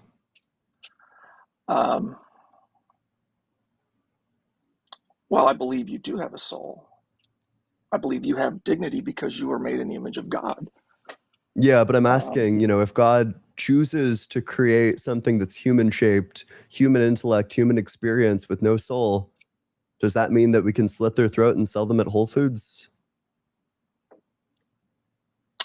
yeah. I think that's absurd.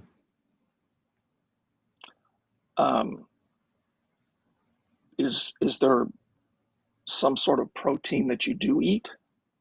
I mean, you eat vegetables, obviously. Yeah, They're I don't know, alive. like a big part of my protein intake, first of all, I mean, I eat a lot of beans, but second, I eat a lot of like vegan protein powders. But I mean, those are still derived from living creatures. I mean, Which, you mean like the a plant, plants? yeah, a plant does not have intellect. Yeah. So, I mean, that's the big difference between your protein sources. One has intellect, the other does not, but the other one is alive. There are a They're couple both of alive, I'm sorry.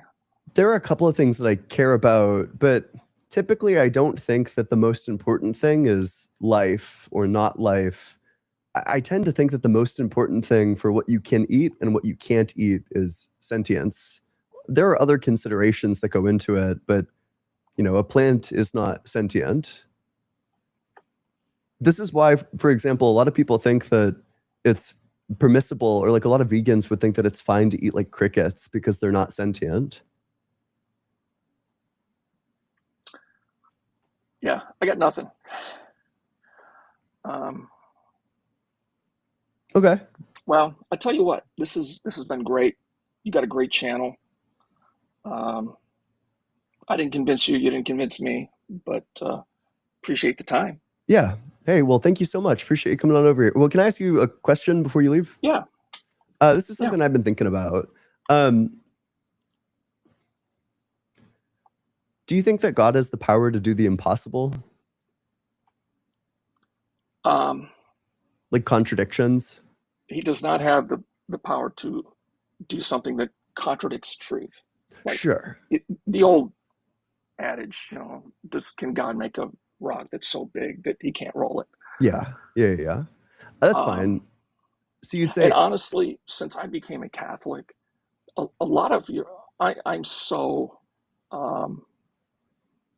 unqualified to answer a lot of your philosophical questions. But I can guarantee you that if you go to Catholic.com, there's a lot of people there who are seriously into philosophy and that sort of thing. Mhm. And any of your questions can be answered there if you're curious. I'm not it's saying you're going to become a papist tomorrow, but the Catholics have a much more. I grew up a Baptist. I converted to Catholicism in 2013. Catholic philosophers are much deeper than what you're going to find like I've noticed a lot of your guests, they're sitting there arguing with you about the Bible. And like, what's the purpose of this? Of this live? No. Of Oh, sure. arguing with, I mean, Are you don't even arguing believe the with you Bible is about real. philosophy, or arguing with them about the Bible, or About discussing it with an atheist, the Bible, it's kind of pointless. maybe. I mean, you could appeal not to for it you. potentially if there's like, I do think that there's like a potentially valid argument, or there at least like in principle could be an argument if the Bible says something that is totally unexplainable, or if the best explanation for some text in the Bible is that it was written by God, you know, through way of like prophecy, or through way of like something that's totally inexplicable, then I don't know, that probably would be good evidence. But the problem is that for the problem that I'm currently asking you about, I've read through the literature. Like I read contemporary philosophical literature. I've read all these Catholic philosophers, and I don't think they solved this problem. But there are a couple more steps to it. So, okay, God can't do contradictions. That's fine. But then you would agree that for everything that God has the power to do, it's possible for him to do that, right? Because he can't do the impossible. Do you think that God has the power to lie? No. So he's not all powerful. Well, that would be a contradiction with his nature, what we perceive as his nature. So then you take all powerful to mean that he has all the powers that would not contradict his nature. He can do anything that doesn't contradict his nature. Sure. Yeah. So can my water bottle. It would seem like my water bottle would be all powerful then. It can do anything that it wills to that doesn't contradict its nature, which is nothing. I mean, can it write a computer program? That would contradict its nature. It's not sentient, it's a water bottle. Deep thought.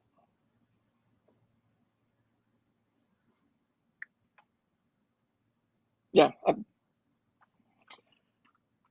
I got nothing. That's okay. But anyways, it's been great discussing it with you. And heck, I might hop on here again if that's okay. Yeah, absolutely. Thanks I'm so in the much. middle of a debug session right now, so. Oh, that's great. I'm a software engineer for my career. Really? Yes. What platform? Java. Oh, okay. I am an IBM dinosaur. Whoa. You work for Yes. IBM? No, I work on an IBM. Oh, I see. IBM Power High. I see. Okay, that's really cool. I don't Well, know. I Do you don't do know. like cool Girls work? don't think so. Say again? Do you do I don't know, do you do cool work? No. I put Band-Aids on software cancers that were written when I was in high school. I see. Yeah. Well, everyone knows like But- the architecture always needs to be, everything's always Hey. held up by some ancient architecture. The highest paid programmers in my city are assembler and COBOL guys who know life insurance. They can write their own check. So sometimes new and improved doesn't always make the money. But anyways, That makes sense. Yeah. Being so specialized. But anyway, But thanks so much for coming on up. I you appreciate can, the we can do conversation. Java on my system too. We just don't. Sure. All right, brother. Yep. You have a good day. Yeah, you as well. Thank you. Okay. Bye-bye. Let's read some supers. Manny Black, thank you so much for the super chat. Ian, would you prefer a delicious cucumber water or water with a little lemon wedge? Fuck, this sounds like the type of question that you would have asked Dr. Blitz. Ugh, Dr. Blitz probably said a delicious cucumber when we all know that water is better with a little lemon wedge. I'm sorry that Dr. Blitz said those things and that your ears had to pick them up.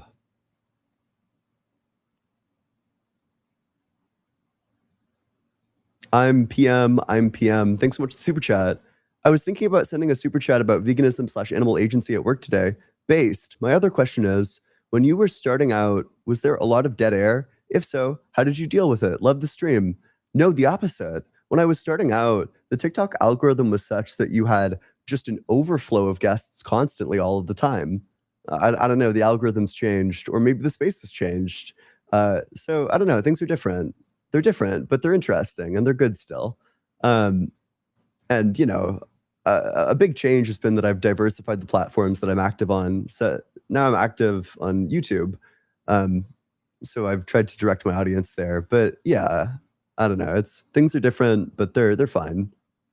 Definitely fewer guests than previously. Skeptics and Scoundrels, thank you so much for the super chat. The 5-month membership as well. Thank you. Thanks for being here. I wonder if tomorrow this caller thinks as God said, humans have no soul, no purpose, and taste like chicken, he'll become a cannibal. True. Certainly God has the power to form a human like that.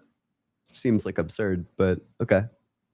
If you're in that guest request box, a couple of requirements. You got to be 18 or older. You got to believe in the God of the Bible, the Torah, or the Quran. At bare minimum, you can be a deist. I'd really prefer it if you were one of the other three. And with that, we'll go to the very next guest. Hey, how's it going? Hello, can you hear me? Yep. Or, Yeah. What religion are you? okay. I'm a Christian. I'm 21 years old, so I guess I meet the criteria. Do you mind if I have like a computer for certain notes or certain things, if like as we're talking? Is that fine? Or, Wait, sorry. Ask that again. is it okay if I have like my computer out on standby, like as we're talking? Of course, yeah. Okay. So I first want to hear your insight of like why you don't think there is no God. I'm kind of curious on like what's your reasoning and your point behind that.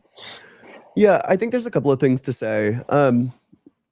I'm skeptical that the God concept is coherent. There seems to be contradictions, but I think the far more rationally compelling reason, I think that the problem of animal suffering is just unstoppable. I think that there are no good solutions. I think all the solutions are like on face, really wacky. But I think the basic problem is this.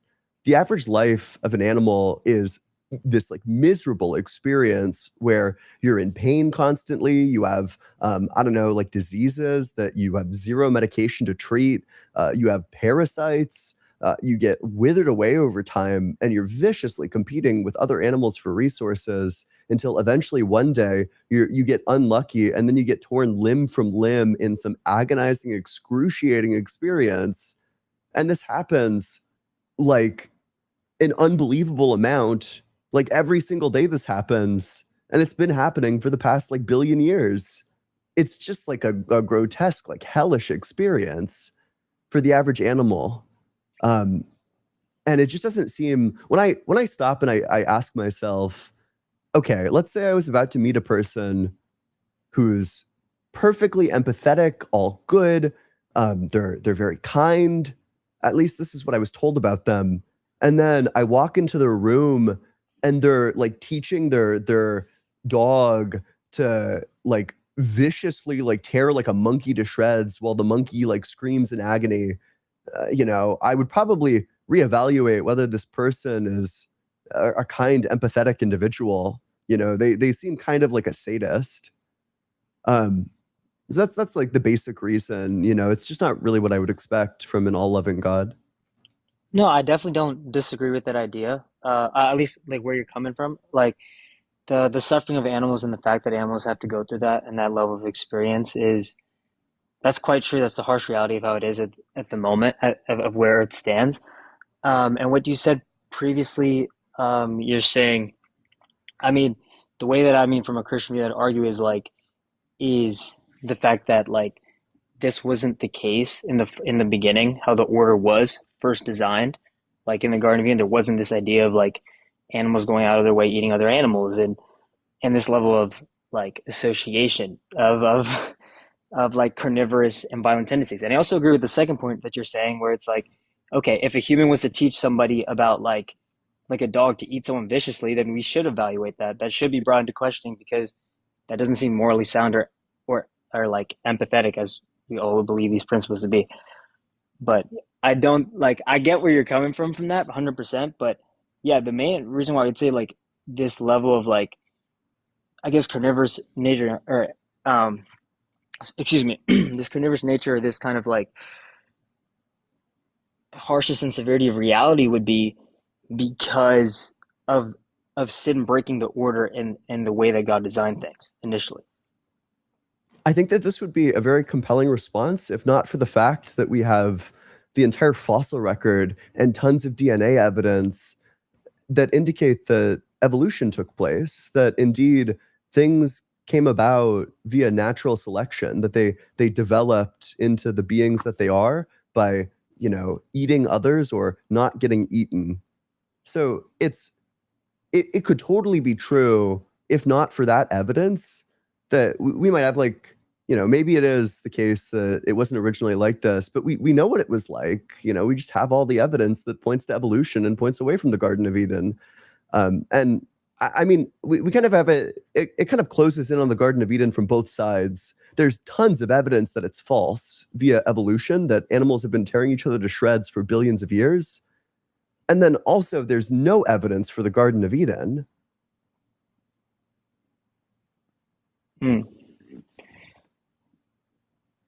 I mean, I don't disagree with the idea of evolution in the sense of species have the ability to evolve and change over time. That's something that's just been proven through things. There's just I do get that what you're saying though, that we don't have enough we can't definitively say like we have the evidence to establish the Garden of Eden did exist, nor can we say that it didn't exist. But so it's right to be reasonably questioned, but it doesn't take away like you can't definitively say both sides either way. There's got to be other tests that we could probably use to best measure Jesus or the Word of God to see like, okay, does this hold the weight? Like, were we there archaeology or do we have the level of archaeological advancements or technological advancements today to really experiment with this stuff? No, but we do the best we can with what we got to get some understanding of the past. It doesn't necessarily prove that something is false, but we use the evidence that we can from like science and logic to get a strong understanding of what is true. Yeah, and you would agree that we should believe the thing that has the most evidence for it, right? Yeah. The thing that has oh, sorry, go for it.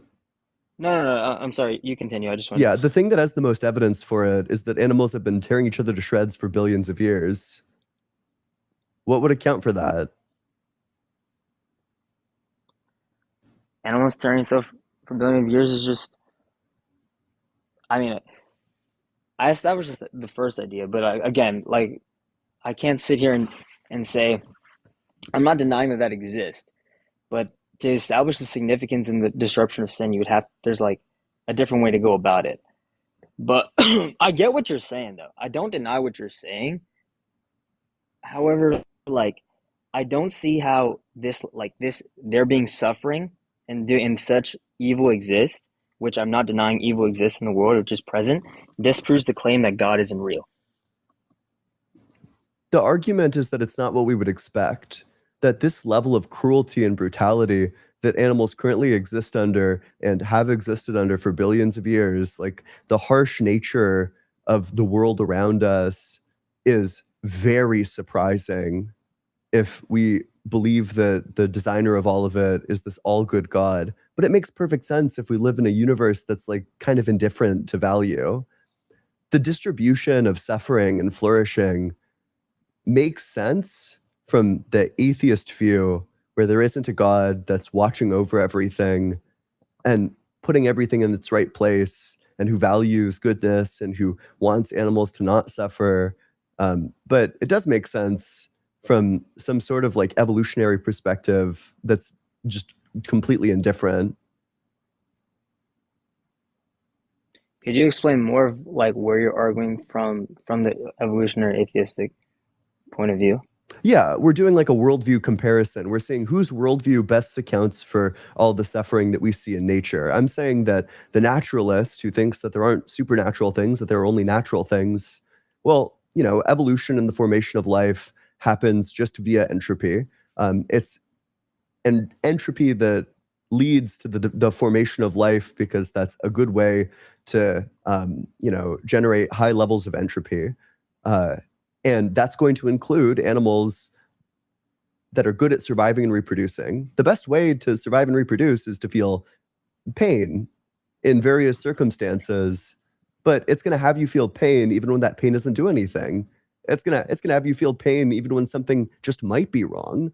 That there are like a lot of false positives, so that things, especially non-humans, spend their entire life in total agony. And this makes sense from the evolutionary perspective, from the naturalistic perspective, because there isn't an all-loving God that would care enough to prevent this. There isn't an all-loving God to bring this about in a loving way. Instead, it's a naturalistic process that brings it about in a brutal way. Well, the Bible, well, if we're going to talk about suffering and give like, and I understand, I'm trying to fully listen and hear everything that you have to say. I don't want to like just try to like ignore your opinion or not hear what your words are. The biblical view on suffering and pain is like, excuse me, on suffering and pain is that suffering and pain, like in this world, you will go through suffering and pain. Like that's guaranteed. Suffering and pain isn't taken away. The only time suffering and pain is referenced as being gone completely is at the end of Revelation when everything is completely unfolded. Now, because we have countless examples in the Bible of people going through suffering. Job went through suffering, one of the worst sufferings I've ever heard of. Jesus, the one who claimed to be the Son of God, went through suffering. Animals that you say go through suffering. Joseph went through suffering. You have biblical names and people across the Bible who went through suffering. Suffering doesn't, like, again, like going back, just the fact that just because that there is suffering and pain doesn't necessarily prove that there is no God. It just proves that life has pain and suffering. For what did these animals suffer? Why doesn't God prevent it? Why doesn't God Why would prevent God the allow suffering of these animals? horrific conditions? Why would he create these horrific conditions even? Why would he actualize this timeline that includes billions of years of animal suffering?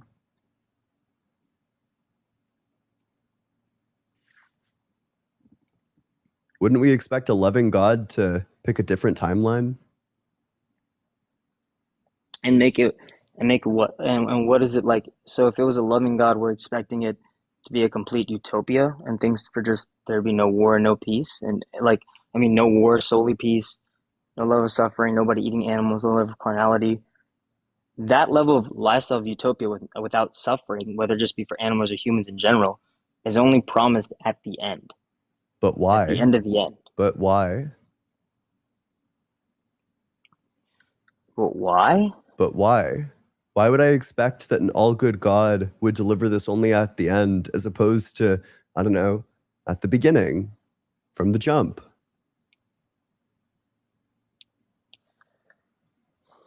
I mean, technically, if you think about it, God technically did he actually first attempted it with the way he created heaven. Heaven, the way it was designed, was first designed in the aspect and the hope and aim and intent of being a utopia. Then sin was the first thing that broke about the order. Then God, like, heavens and the earth. So then the earth was created. And then somebody who was consumed and under the influence of sin deceives somebody else. And then sin disrupts the order of the universe. It's like sin has been like the key thing that disrupts peace and allows suffering to like become present. So then God failed. He intended for it to be a utopia, but it's not. So then his But intentions failed. how are we blaming God for forgiving entities and things free will and they choose to go against him? How is that God's fault?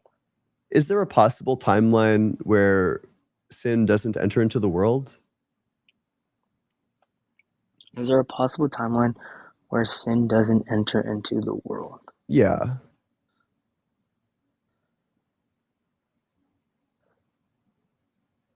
I would love to think so, but the truth is I don't think that'll ever be the case because humanity, like, we're all drawn away by evil desires and pulled in doing things, the tempted things that aren't in alignment with God.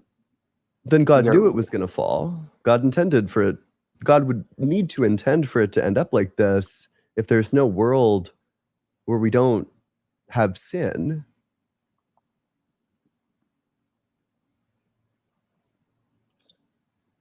God is not going God has the foreknowledge and foresight, yes, that sin was going to happen.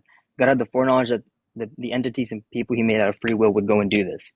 But that's why he like, but it's not like God is also omniscient in the sense that he knows that what is happening, so he has plan in place to make up for what happens. So it's like if I knew, like, okay, he knows that sin is going to happen, he knows suffering is going to happen, he knows that sin's going to be is going to be what like impacts humanity and mankind. So he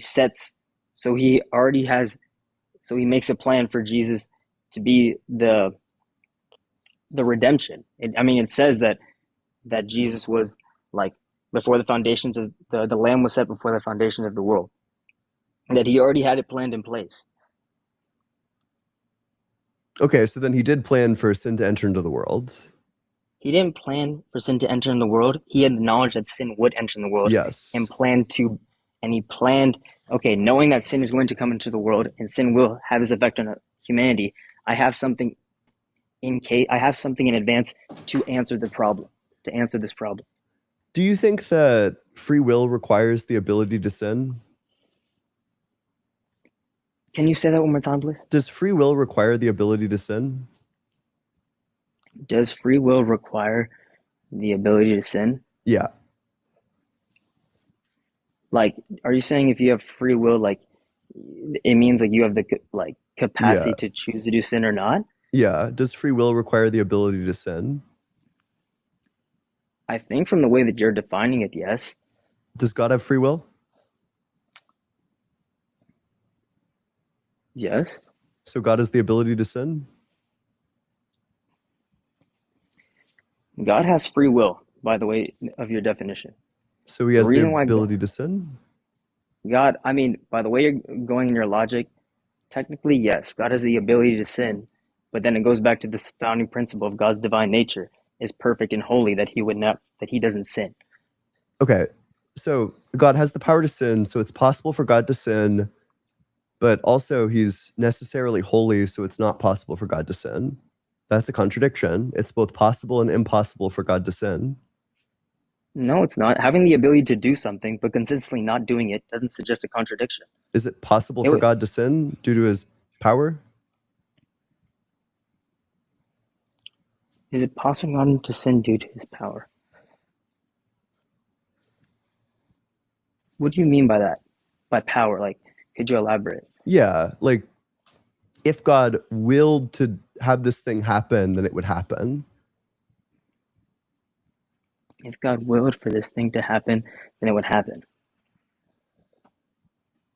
Yes. By the way you're explaining, if God willed for this thing to happen, it could happen, yes. Yeah. God has the level of sovereignty and providence that, yeah, if he wanted something to happen, he could make it happen. Yeah. So God has the power to sin, so it's possible for God to sin, but then it's not possible for God to sin because he's holy.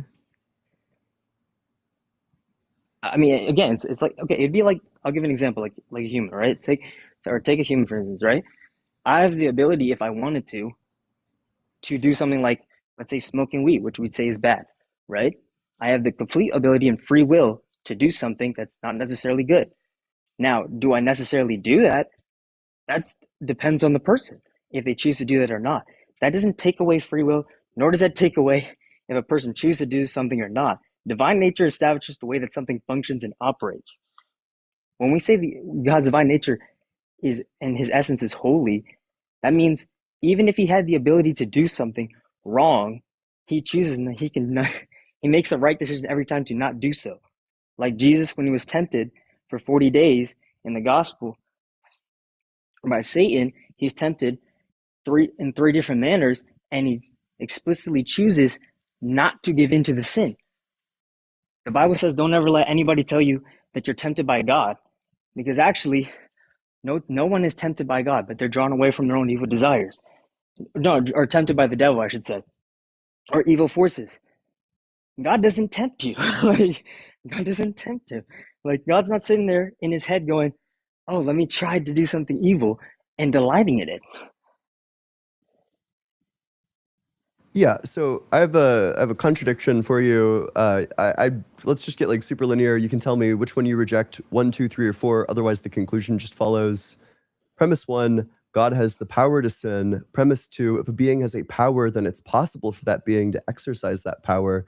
Premise 3, if God is holy, then it's not possible for him to sin. God is holy. That's premise 4. Therefore, the conclusion, it is possible for God to sin, and it is not possible for God to sin. So, do you reject 1, 2, 3, or 4? Give me a sec. I'm just reading it. God has the power to sin.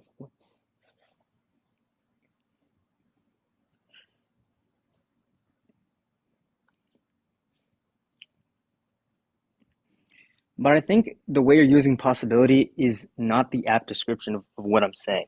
I don't think it's the apt word to actually describe the context of what you're saying. But which one of these God is has. false? So when you mean power, do you mean what? Capability? He has a capability. Yeah, If he wanted to, if he had the capability, if he had a free will, if he wanted to make the choice to do something and sin, he could. yeah, Yes. If that's what you're saying by 1, sure, I won't argue with that. yes. 4, God is holy. Yeah, won't argue with that claim at all. So Oop. 2, if a being has power, then it's possible for that being to exercise that power. Yeah, 1 and 2 go hand in hand Yep. with the way I just asked you that question. If God is holy, then it's not possible for him to sin.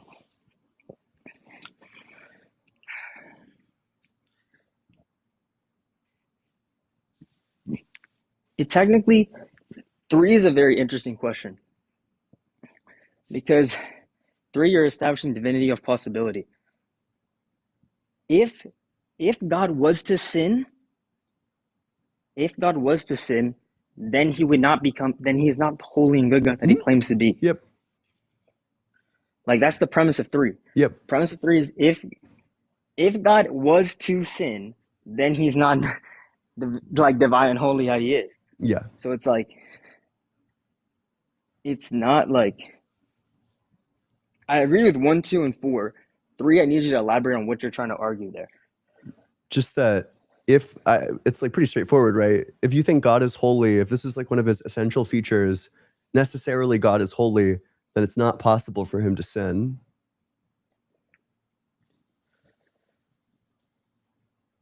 Then there's no reality where he would be able to sin if he is holy. Is that what you're like?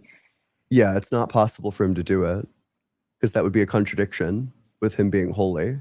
A holy being can't sin. If you're off the app, I can't hear you.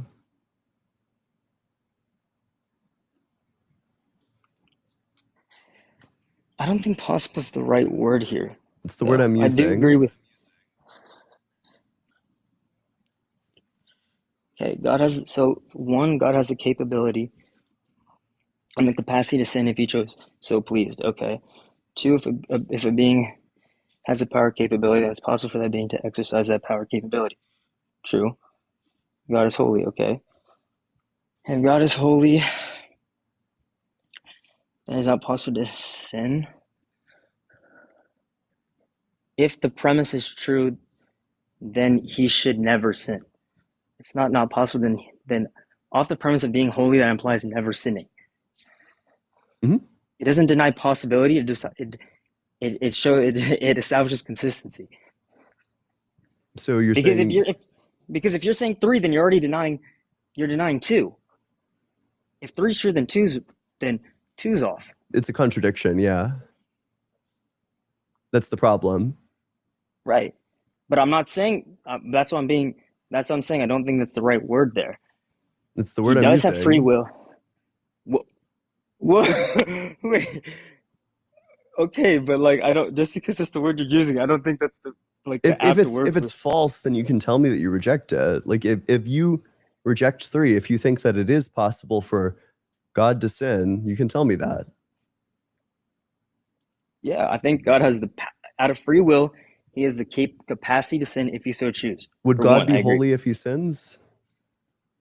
No. Okay, so he's not necessarily holy. Whoa. He has the free will and option to sin if he so chose to. Yes. He has the ability to exercise that ability. to sin Yes. if he wanted to. So he's If not he did so, he's not necessarily holy. however, he doesn't do such. Yes, I'm gonna but you stop. think it's possible for him to. And if he did, would he be holy?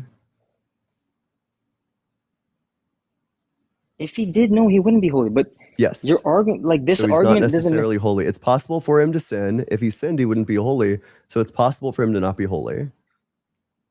Yes, technically, you could, if we have proof So that he God's not didn't, necessarily holy. if we have proof that he sinned, then yes, then he wouldn't be holy. But Okay. the Bible claims for him to be, that claims that he didn't sin. Do you think God's holiness is one of his essential characteristics? I think it is the key thing that describes the divine essence of God. Okay. And then the divine nature of God would be the divine essence of God describes like essence in like philosophy, I believe, is like the attribute of like what makes you who you are. Like I am who I am.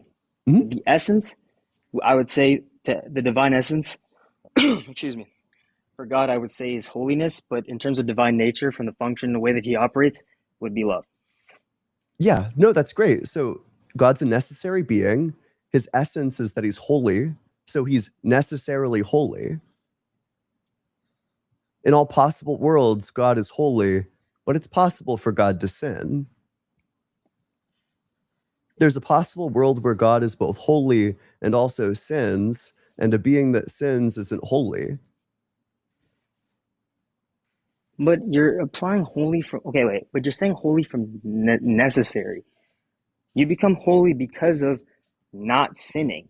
Like, Mhm. it's not like, yeah, okay, can you repeat the way you phrase that? Yes. You're saying that God's essence is that he's holy, meaning that he doesn't Right. sin. God's a necessary being, so this essence is instantiated in all possible worlds. Any way that reality could be, it's going to include a God. And, anytime there's a God, he has his essential characteristics, holiness. So in all possible worlds, God is holy. But you think that there's a possible world where God sins. In this possible world, God wouldn't be holy. So there's some possible world where God is both holy and not holy. Okay, so now they understand, okay, the premise of what you're saying. So yes, in every world, God would have to be holy, necessary. He's a necessary being, has to be holy. Yes. Mhm. When I say he has the ability and free will to exercise, I'm saying he's like God has free will. He's a free entity. I'm not saying that means that there is a possibility that God will sin. You're like the way you're saying that I'm implying it is like I'm saying that there's a possible reality where God will sin. If God does sin, then yeah, everything you're saying is valid. He loses credibility. He's not holy. The whole thing is a hoax. It's gone. So it is possible for him to sin, or it's not possible for him to sin? I'm going to say it like this to be as specific as I can. All right.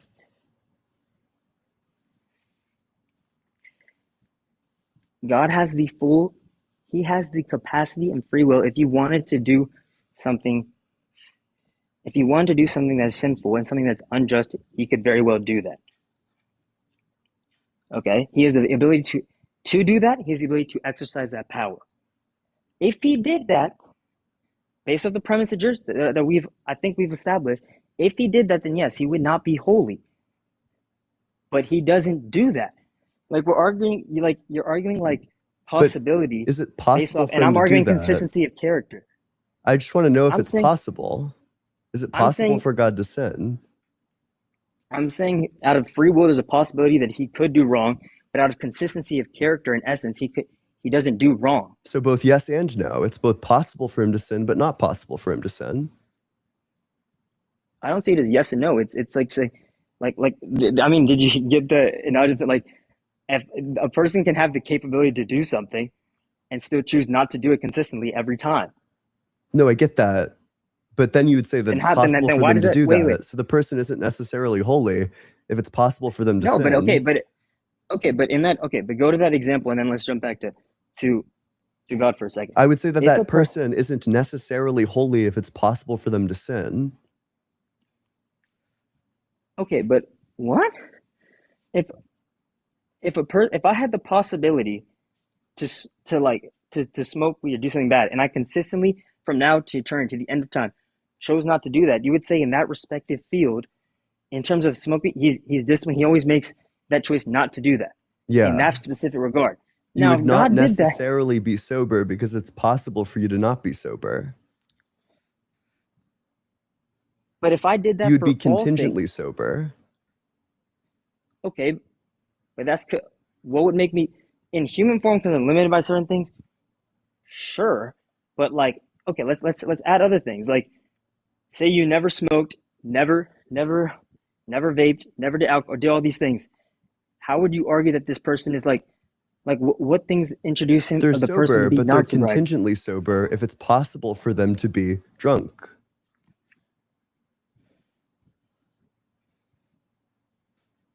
If they're necessarily sober, then in all possible worlds they're sober.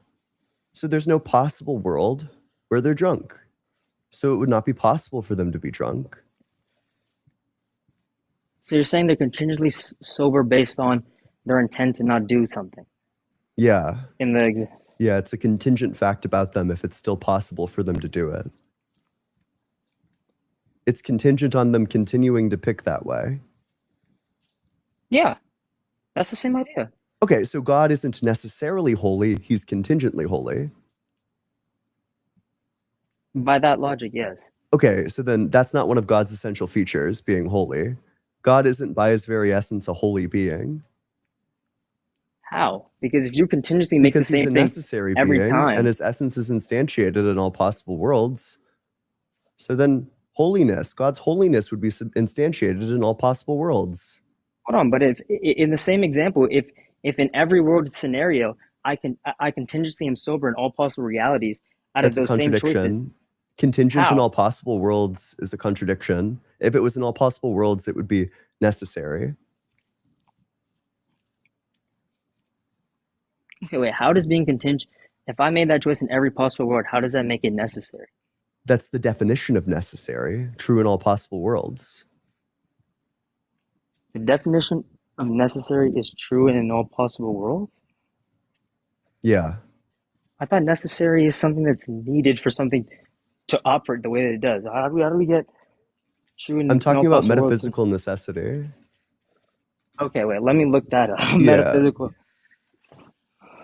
I can read it to you. In philosophy, metaphysical necessity, sometimes called broad logical necessity, is one of many different kinds of necessity which sits between logical necessity and nomological or physical necessity, in the sense that logical necessity entails metaphysical necessity, but not vice versa, and metaphysical necessity, blah, blah, blah, blah, blah. A proposition is said to be necessary if it could not have failed to be the case. Nomological necessity is necessity according to the laws of physics, and logical necessity is necessity according to the laws of logic. I wonder if they go into possible world semantics.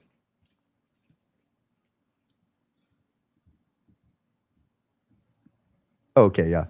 Metaphysical necessities are necessary in the sense that the world could not possibly have been otherwise. So there's no possible world where it doesn't happen. So it's true in all possible worlds.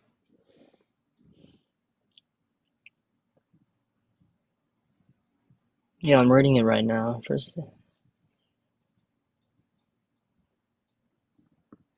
yeah, then by this, yeah, idea of metaphysical necessity cannot possibly, I guess not possibly, but what? Cannot possibly. Turned out.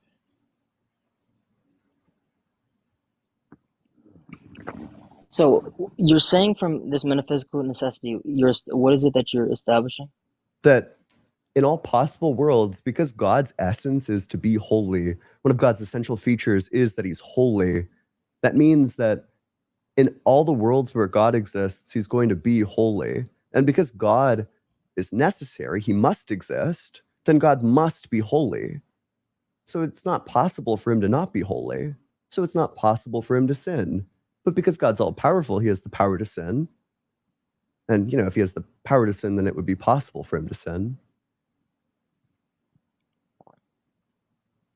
Okay. So yes, by what you're saying, he's a necessary being, because in no possible thing otherwise, excuse me, in no possible world otherwise, he would be holy. But if he has the capability to do something and chooses not to do it in every capacity in every sense, every single time in every possible universe, how does that negate how does that make a contradiction? That means in all universes, in all possibilities, in all outcomes, he would remain the same, constant forever in essence.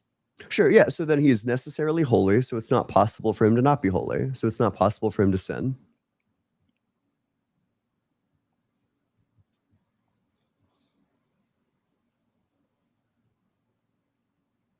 We can only go in circles on this so many times. Do you want to think about this more and then come back sometime? I mean, I guess technically by the way you're arguing possibility, yes, then fine. But I guess from your stance, like I can see what you're saying, but it's the argument itself is like it's designed in such a way that it's like I'm not saying it's a bad argument. I'm saying it's designed in a way that favors your side by just sort of versus just other things that are good and true in nature. Well, I think the argument is like, I think the argument's true. You know, that's kind of the point of an argument, is that it establishes a conclusion. Arguments are designed to bring about the conclusion. If it didn't bring about the conclusion, then it would be like a bad argument. Well, yeah, no, I'm not saying that your argument is bad. All arguments, I agree that arguments come to a logical conclusion. Just because an argument can come to a logical conclusion doesn't necessarily mean it holds the weight of being true in of itself. Wait, sorry, say it again? Just because an argument can come to a logical conclusion through backing does not mean the argument holds the weight of truth in and of itself. If the argument is valid and the premises are true, then the conclusion necessarily follows. Yeah, and but that's okay, now stronger than a metaphysical necessity. That would be a logical necessity. That at that point, if you deny the conclusion, you would just be denying logic. No, I'm not denying logic. I'm saying you can get to a conclusion. Like you can get to a reasonable conclusion. I can use stuff to get to a reasonable conclusion on multiple things, for like not just on like things with that. I can use it to talk about like like I can use certain things to get a logical conclusion, whether it be from nature to politics. It doesn't necessarily mean it holds the weight of being true. But the conclusion is true in this case because the argument is valid. So I'm not using logic in like a colloquial sense where it's like, oh, well, that's my reasoning. I'm using it in like a strict formal sense, like rules of inference, premises that necessitate their conclusion. I'm referring to like specific structures of statements that, if true, make some further statement true. Like, for example, you know, if all men are mortal, Socrates is a man, therefore Socrates is mortal. The conclusion is necessitated by the premises. Yeah, I mean, what you're saying is basically like it's similar to the concept of the transitive property in math that just carries over. If you can assign, I'm not denying that. Like, I'm not going to argue with something that's like that, but I'm like, but I don't agree with the. This is on the same level as that. Like these are like the same type of thing. But sorry, do you have anything else? Otherwise, I might just move to the next one. I mean, if I wanted to argue it from a different stance. I just wanted to hear your stance and how you went about it and your take on it, because I felt like it's your show. I should give you the respect you deserve to hear your side. You should come back a different day and we could talk about it then. Yeah, I mean, if you want to give time to the next people, yeah, I would have loved to argue from my sense of the cosmological argument in that, but I'm tempted. Yeah, I can get the cosmological argument done pretty quickly. So do you want to lay out your cosmological argument? Yeah, I mean, quickly, I mean, I'm not going to deny the Big Bang that most people say. That's just ridiculous. There's definitely a singularity point. And then cosmic inflation happened and all this over a stretch of 13.8 billion years. I think you said previously in the stream that you believe that gravity was the cause of the singularity point. What was? First of all, most cosmologists don't believe in a singularity classically understood. You know, the singularity is like a mathematical thing. It's not like a physical thing. It's just that the math breaks down and it indicates the math. I believe that this would be general relativity indicates that it would be a point that's infinitely dense, hot, etc. But that's a breakdown in like physics understanding. It's kind of a reason to think that GR is false on scales like this. But do you think that God was eternally creating, or do you think that he begins to create from a state of not creating? Well, that's a really good question.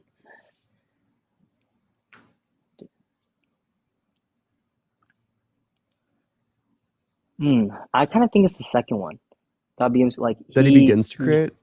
that he has a heart to create, like, and he starts from creating, and then he has the heart to keep going with creation.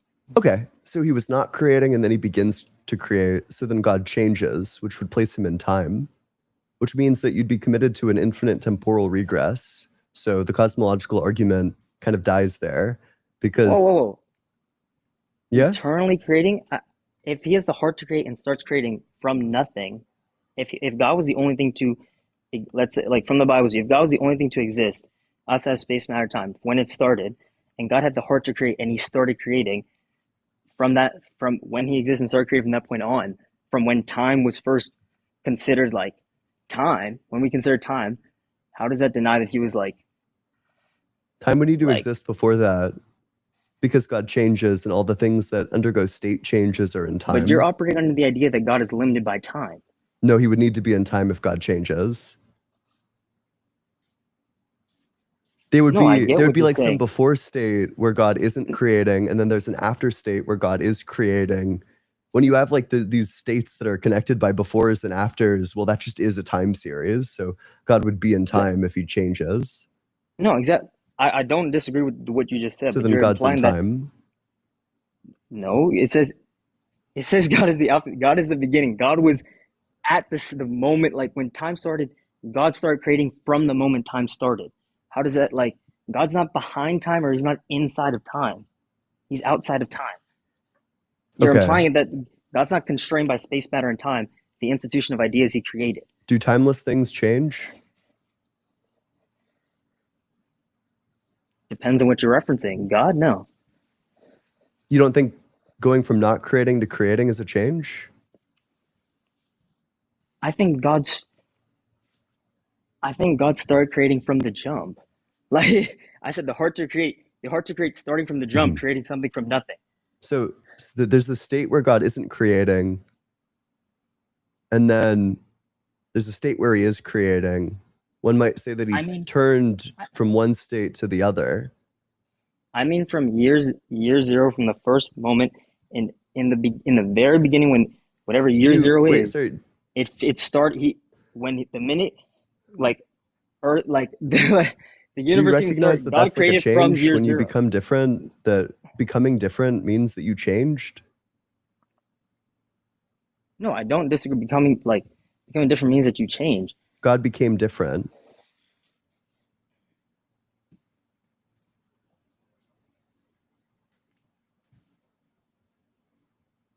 I just don't. I don't think God became different if he started creating from the moment time was started. Like if time was accounted for, if you consider when time is accounted for from when God started creating, like, and because God didn't, like, that's when time started. Was there some state before that God wasn't creating? No, I don't believe so. Oh, then God was just eternally creating. Oh, I guess then I argue, yeah. Yeah, then creation's eternal. So there's an infinite regress. So God never actually creates. Okay, how does God internally creating make creation eternal by property? Because if God's act of creation is sufficient for creation, then you would have a contradiction if there was some state where you have God is creating. If God is creating, then necessarily creation exists, but creation doesn't exist. Wait, can you simplify that one more time? If God is necessitating creation into existence eternally, then creation must just be there eternally. Okay, what do you mean by necessitating creation to exist? Like, what do you mean by that phrase right there? Like he's producing it in a way that it couldn't fail to exist. God is okay. So if God is producing something in a way that can't fail to exist, then what's the latter half of that claim? Then it would just be eternally produced. If God's eternally producing, then the universe is eternally produced. Production is always the production of something. If God is eternally producing, then the thing that has the property to be eternally what? If God is eternally producing, then the universe is eternally getting produced. Yeah. That okay. So the That universe logic, is eternal. do we not prove in science that the universe is constantly growing and expanding? And continue to do so right now? It's currently expanding, but your theology would commit you to saying that the universe is eternal. And that's pretty fatal for the cosmological argument if you're trying to argue it from what's called like the per accident series, which is like the series of time. If you're trying to argue that God is at the start of the series of time being eternal means that there is no cosmological argument. Well, what I meant cosmological. Okay, wait. So we both think. So from what we've established, let me just make sure we're on the same page here. We've established that God eternally creates. We established that because God eternally creates, the universe is eternal. And Yeah. how does that prove what you're saying? Because if the universe is eternal, then you're not going to be able to get the cosmological argument off the ground. The When I meant cosmological cosmological, argument argues that the universe begins to exist.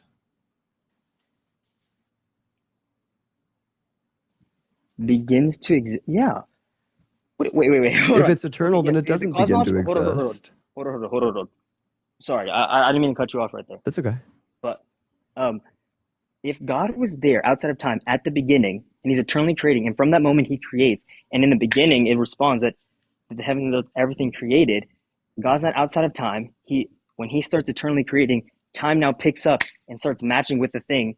Now space and matter get introduced into the equation when He creates the heavens and the earth in Genesis 1, verse 1. So that doesn't take that away.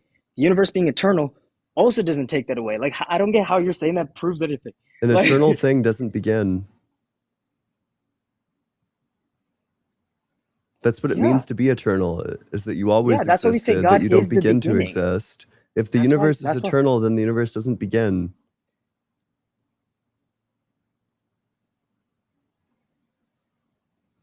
Okay, that would make sense.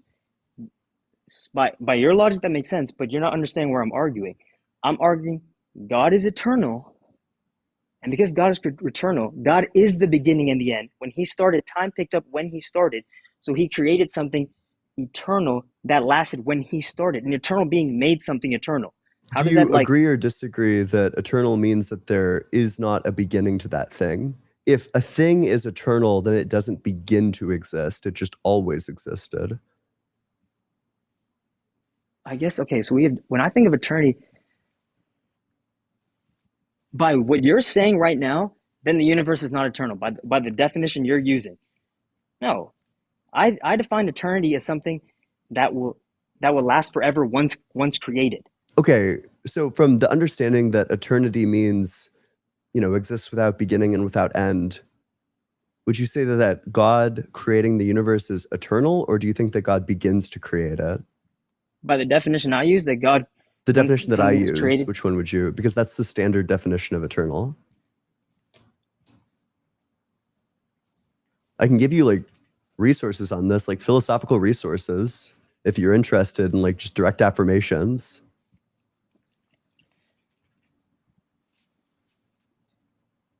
okay, say the whole.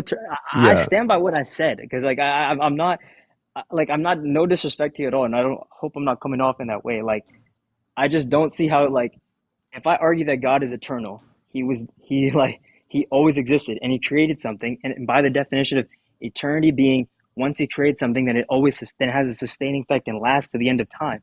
Then yes, everything is true. Like, The classical distinction that people make, what you're describing is referred to as everlasting, not eternal. Eternal means that there's no beginning or end. But that's fine. We can move past like the verbal dispute. Instead, Then we can okay, do then we something can like, argue do the you think universe is that the then. universe, do you think that God was always creating, or do you think that he begins to create at some point?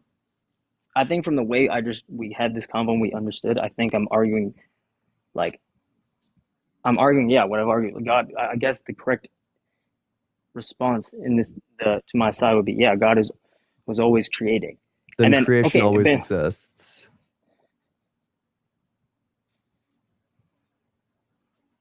creation always exists.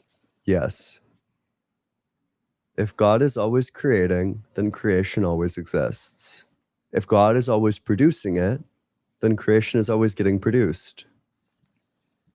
Okay, yeah, creation always, yeah, You're just talking about input output Yeah. cycle. So then the universe Yeah. has always existed.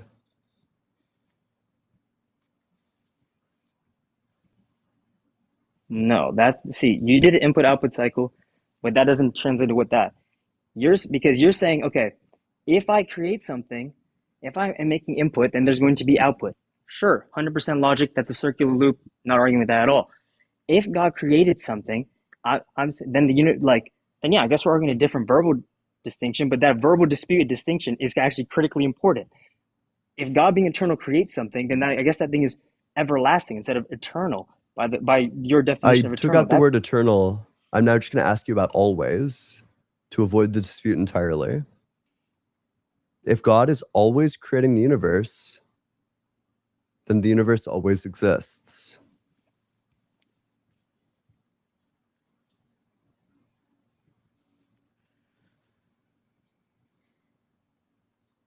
Yes. Okay. God is always creating the universe, then the universe and every possible and everything should exist and always exist, and it's continue to grow. Yes. Okay. Yeah. So the universe always existed. So there is no cosmological argument, because the cosmological argument holds that the universe began to exist.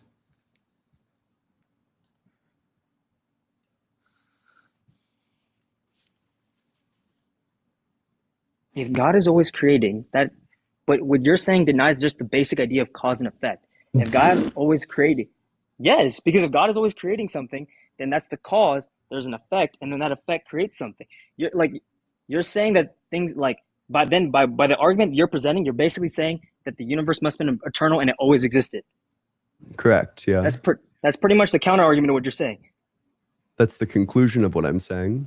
That the universe would have always existed under this. You're saying that the universe always existed. Yes. And if you take an issue with that, all the worse for you, because these are your commitments. If you think God is always creating and God's act of creation produces the universe, well, then the universe was just always produced.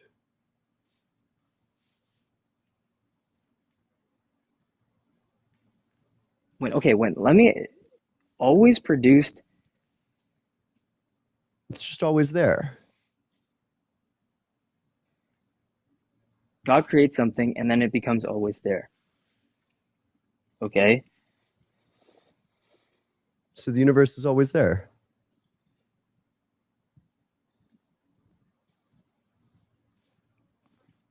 Okay, yeah, the universe is always there, but that doesn't make it less of like. If God creates something, then the universe becomes there because God created it. You're basically so you're saying your conclusion pretty much is the universe has always been there because the universe is eternal. Therefore, the universe didn't need a beginning point. Therefore, there couldn't be God. But that's a crazy thing to say out of that the level of that we just have cosmic expansion. That's just been the case, like what, gravity or something led to cosmic expansion of something that's always been there, and always existed, and somehow Nobody just said over that the course cosmic of expansion has always been there, just that the universe has always been there. The universe could have been contracting previously and then expanding afterwards. Yeah, that I disagree with. That,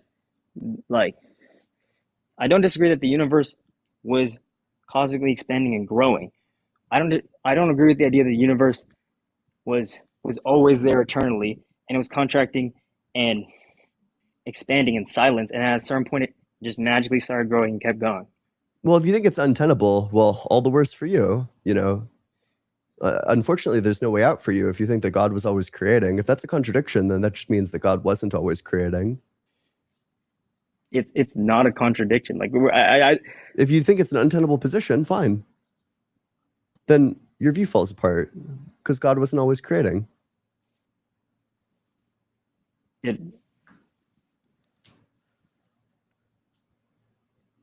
It doesn't, like, I'm literally sitting here putting it together. That doesn't fall apart by the logic you use. I don't like, by the logic I argued and by the logic you're using, it doesn't fall apart. It still holds stance. Like I would be willing to admit if I was wrong, if I completely understand. I'm like, okay, you know what? In this regard, you're right. But then, to argue the opposite, that the universe is eternal, like, and it's just always been there. Mm-hmm.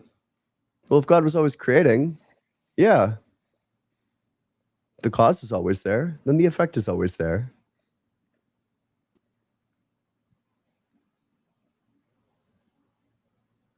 But the universe growing is the effect. You're pretty much implying when you say the universe is eternal that the universe contracted and expanded.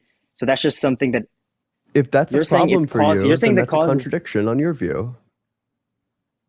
Because your view commits you to saying that the universe has always existed. My view does not. My view literally tells you straight up from the Bible, like, and I'm being 100% honest. Like it. Can you have a cause without an effect? Can you have a cause without an effect? Yeah.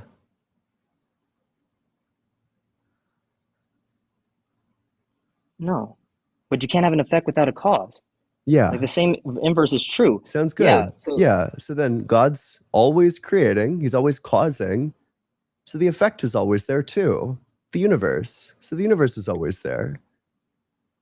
But if you're saying the universe couldn't have always been there, well, then that just means that God wasn't always causing. But you're implying that from the cause, the effect has to be the exact same in correlation of the property of the cause. I didn't claim that.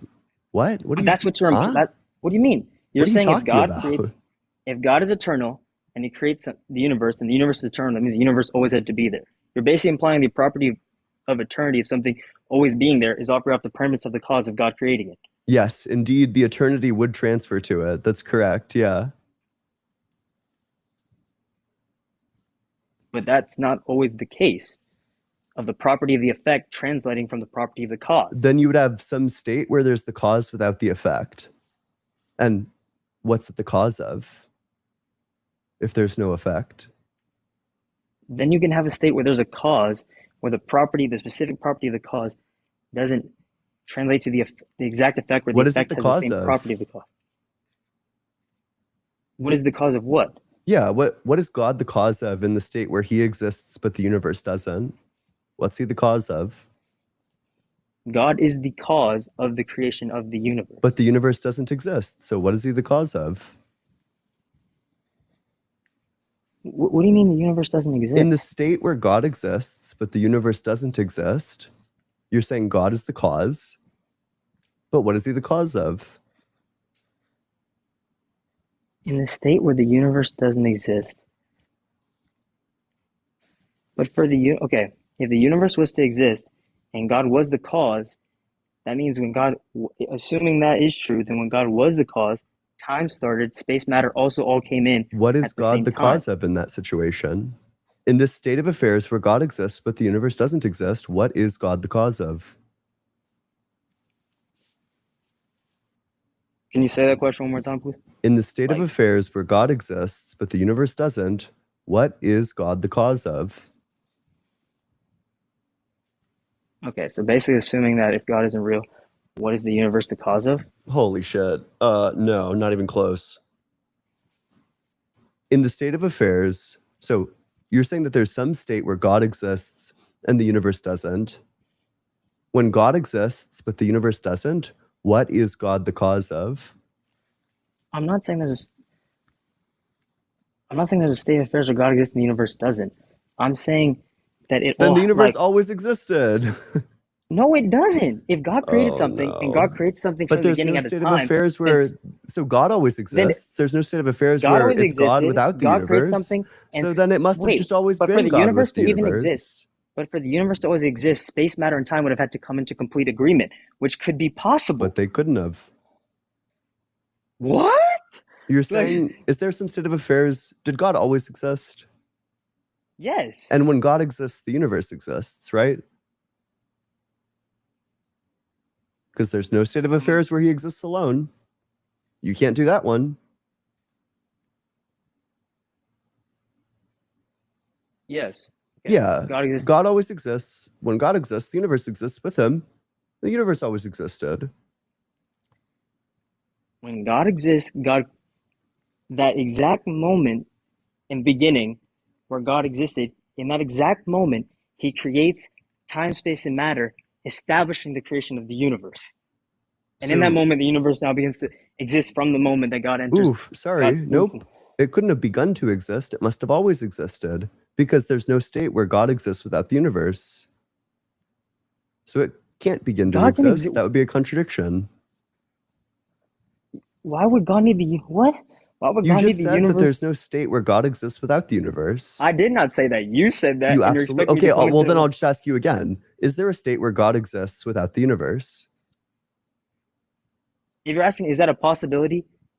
That Just, can be a was there a possible outcome. state in like the history of reality? Was there a state of that sort? There's a state of that sort in the history of reality.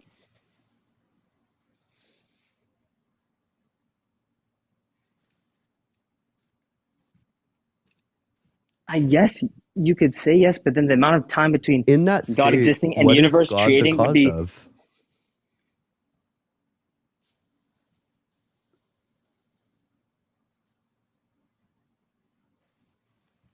in that state. What is God the cause of? Yeah.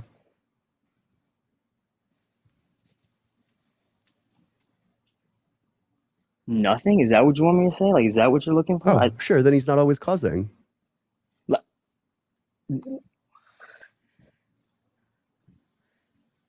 Like, I don't know what you're looking for. I'm genuinely trying to like. So then we agree that God isn't always causing. No. But he isn't causing in this state. You just said it.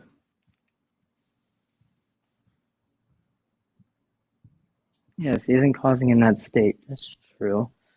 But you're implying like, but you're implying there's like a mad difference in time between when time takes place, when God always existed, and when the universe created. Wait, Like sorry. you're This like there's the a gap in horrible time. audio gift just fired. Can you say that one more time? Like you're implying there's a gap between God's eternal existence And him space, matter, causing and the time universe. coming, Yeah. and the universe is and there's Okay, a we huge gap in gotta time, or like there's some gap in time.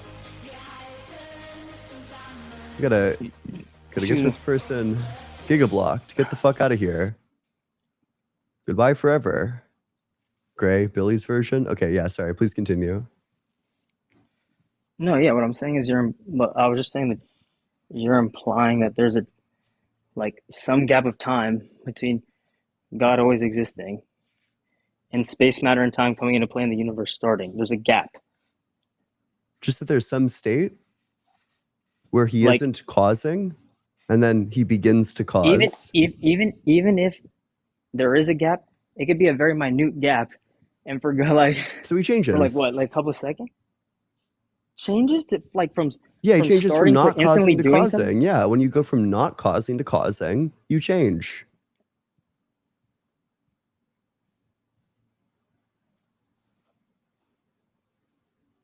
Which means God's in time, which means that time is eternal, which means that the cosmological argument fails, by the way.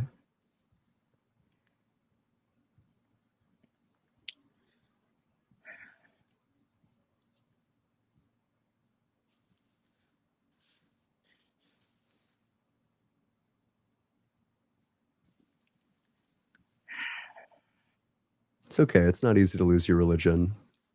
I haven't lost my religion. I'm just confused on like it's okay. You're saying like in this split moment of there's a gap of time that God didn't create something, and from that gap he didn't create something because he shifted from doing nothing to finally doing something that establishes that he's changing, and because he's like, but because God being we established, if I establish from the Bible, God is eternal. God's always and always doing something that would like, I just like, okay, like,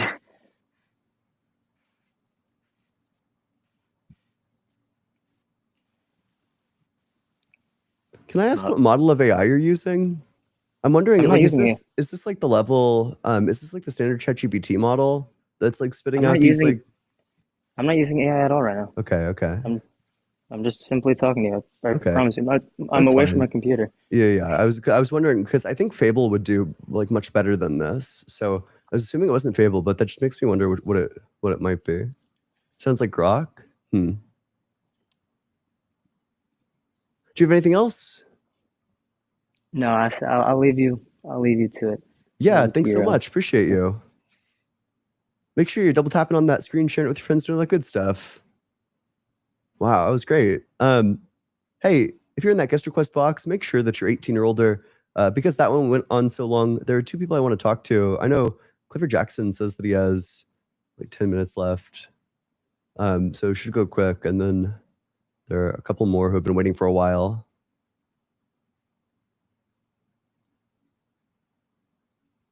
He might already be gone. We'll see.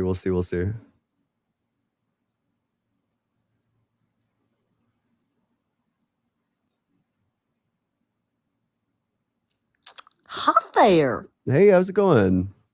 I am doing so good. How old are you? I am 56. You're trolling. I am not, sweetie. Do not I- mess with this. I over there. am kicking you. Bye.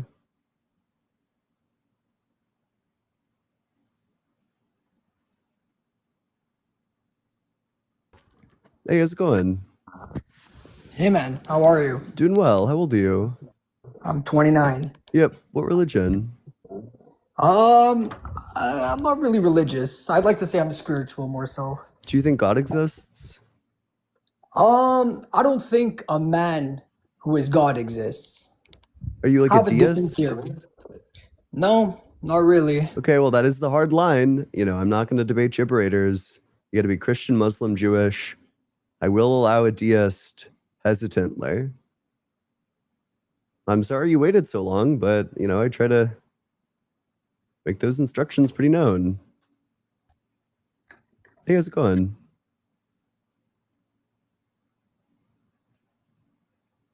Hey, can you hear me? Yep. Yeah, one sec. Yeah. Yep. How old are you? What religion are you? I'm 32. I'm not religious. Do you believe in God? I'm agnostic, but I lean towards yes. Do you have an argument for God's existence? Well, I wanted to ask you first to understand your position. Sorry, I'm new to your stream. If you don't mind, so you'd say you're an atheist, Yeah. not an agnostic, in the sense that you believe that God, like you like the belief in God, or you claim the positive claim that God does not exist. Yeah, I think that the evidential case favors God's non-existence. And I understand, and I agree with the sense that God does not exist in the sense from, let's say, the Abrahamic religions. But I'm more curious about, even in the abstract sense, you don't think a concept of God exists. Yeah, it doesn't I seem wanna like explore there that. could But- be like a good, I don't know, it doesn't seem like there could be evidence for God insofar as in order to posit God as like an explanation for some phenomena, you need to apply like certain intentions to him. But then if you're saying that he's motivated by something other than like goodness or, you know, like a specific thing, then you're kind of just baking the data into the hypothesis and then you just kind of failed to explain anything. You've just kind of kicked the mystery back a step. So it doesn't really seem like there could be evidence for God's existence. Okay, so can I guess let me ask you this, like using, so what do you think about the, I guess Aristotle's unmoved mover as a concept of God? Like what's your issue with that? I think the first way is self-defeating. Can you please elaborate? Yeah, so this comes from like the argument from motion that, you know, motion is the actualization of of a potential, and then we reason our way back to, by tracing like the chain of change that's happening at this current time, we trace our way down to some mover that's the first mover that doesn't derive its change from like another being.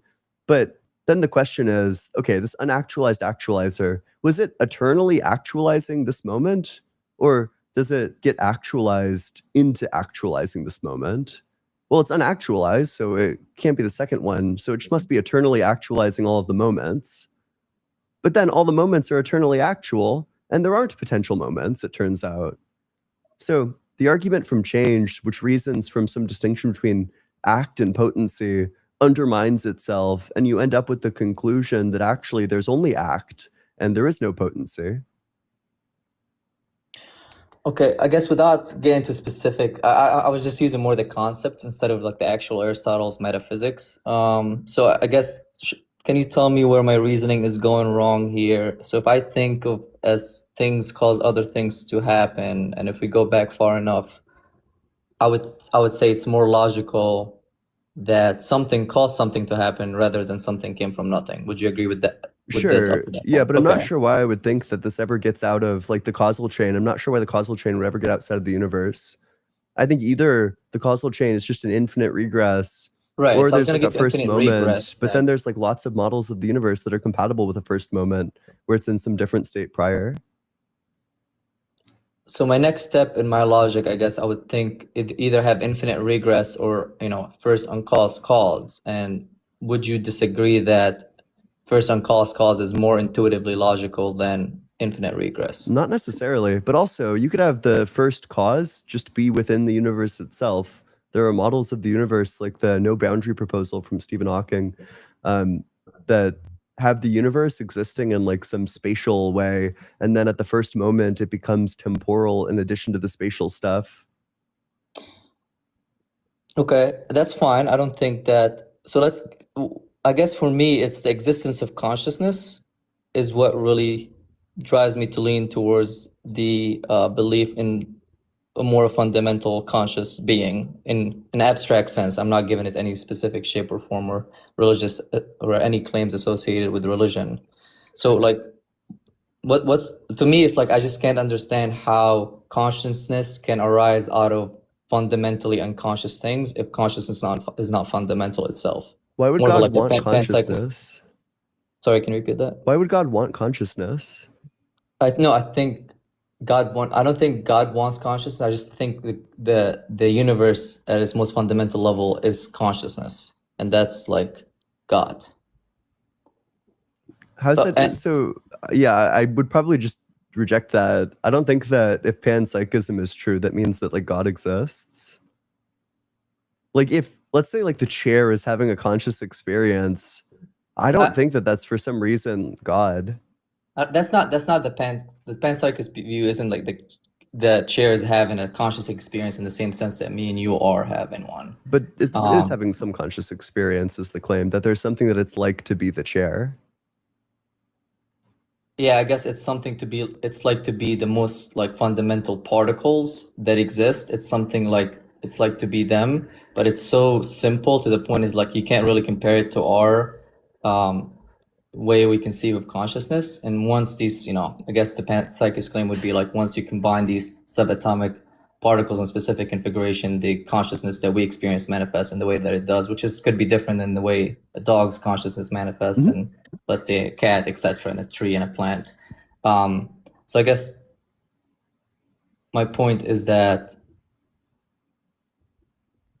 consciousness existing to me lends me to think that at a more fundamental level, some abstract conception of God that's conscious exists. Otherwise, I just can't you can't explain how consciousness manifests in the way that it does to us. You could be an atheist and be a panpsychist.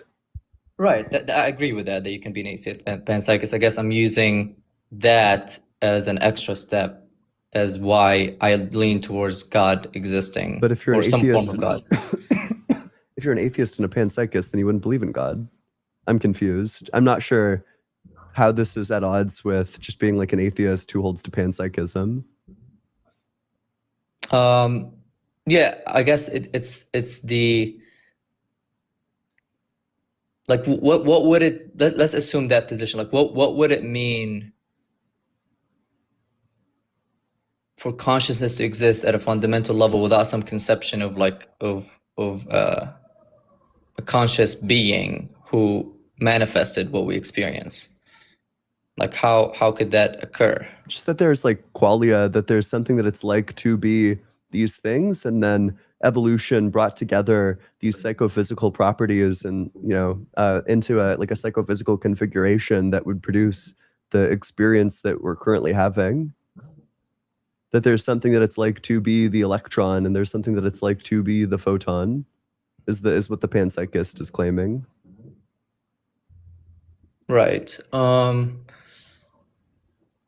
So okay, maybe another way to state what I'm thinking is that it's just odd to me to think that, like, okay, the level of obviously conscious experience that we have, which is, let's say, is definitely, from as far as we know, is more than anything that we know exists, like from chairs to other animals, etc. To me, thinking that we can exist as such is not logically consistent with there not being a higher level of consciousness, at least higher level than we have, existing more fundamentally. Why?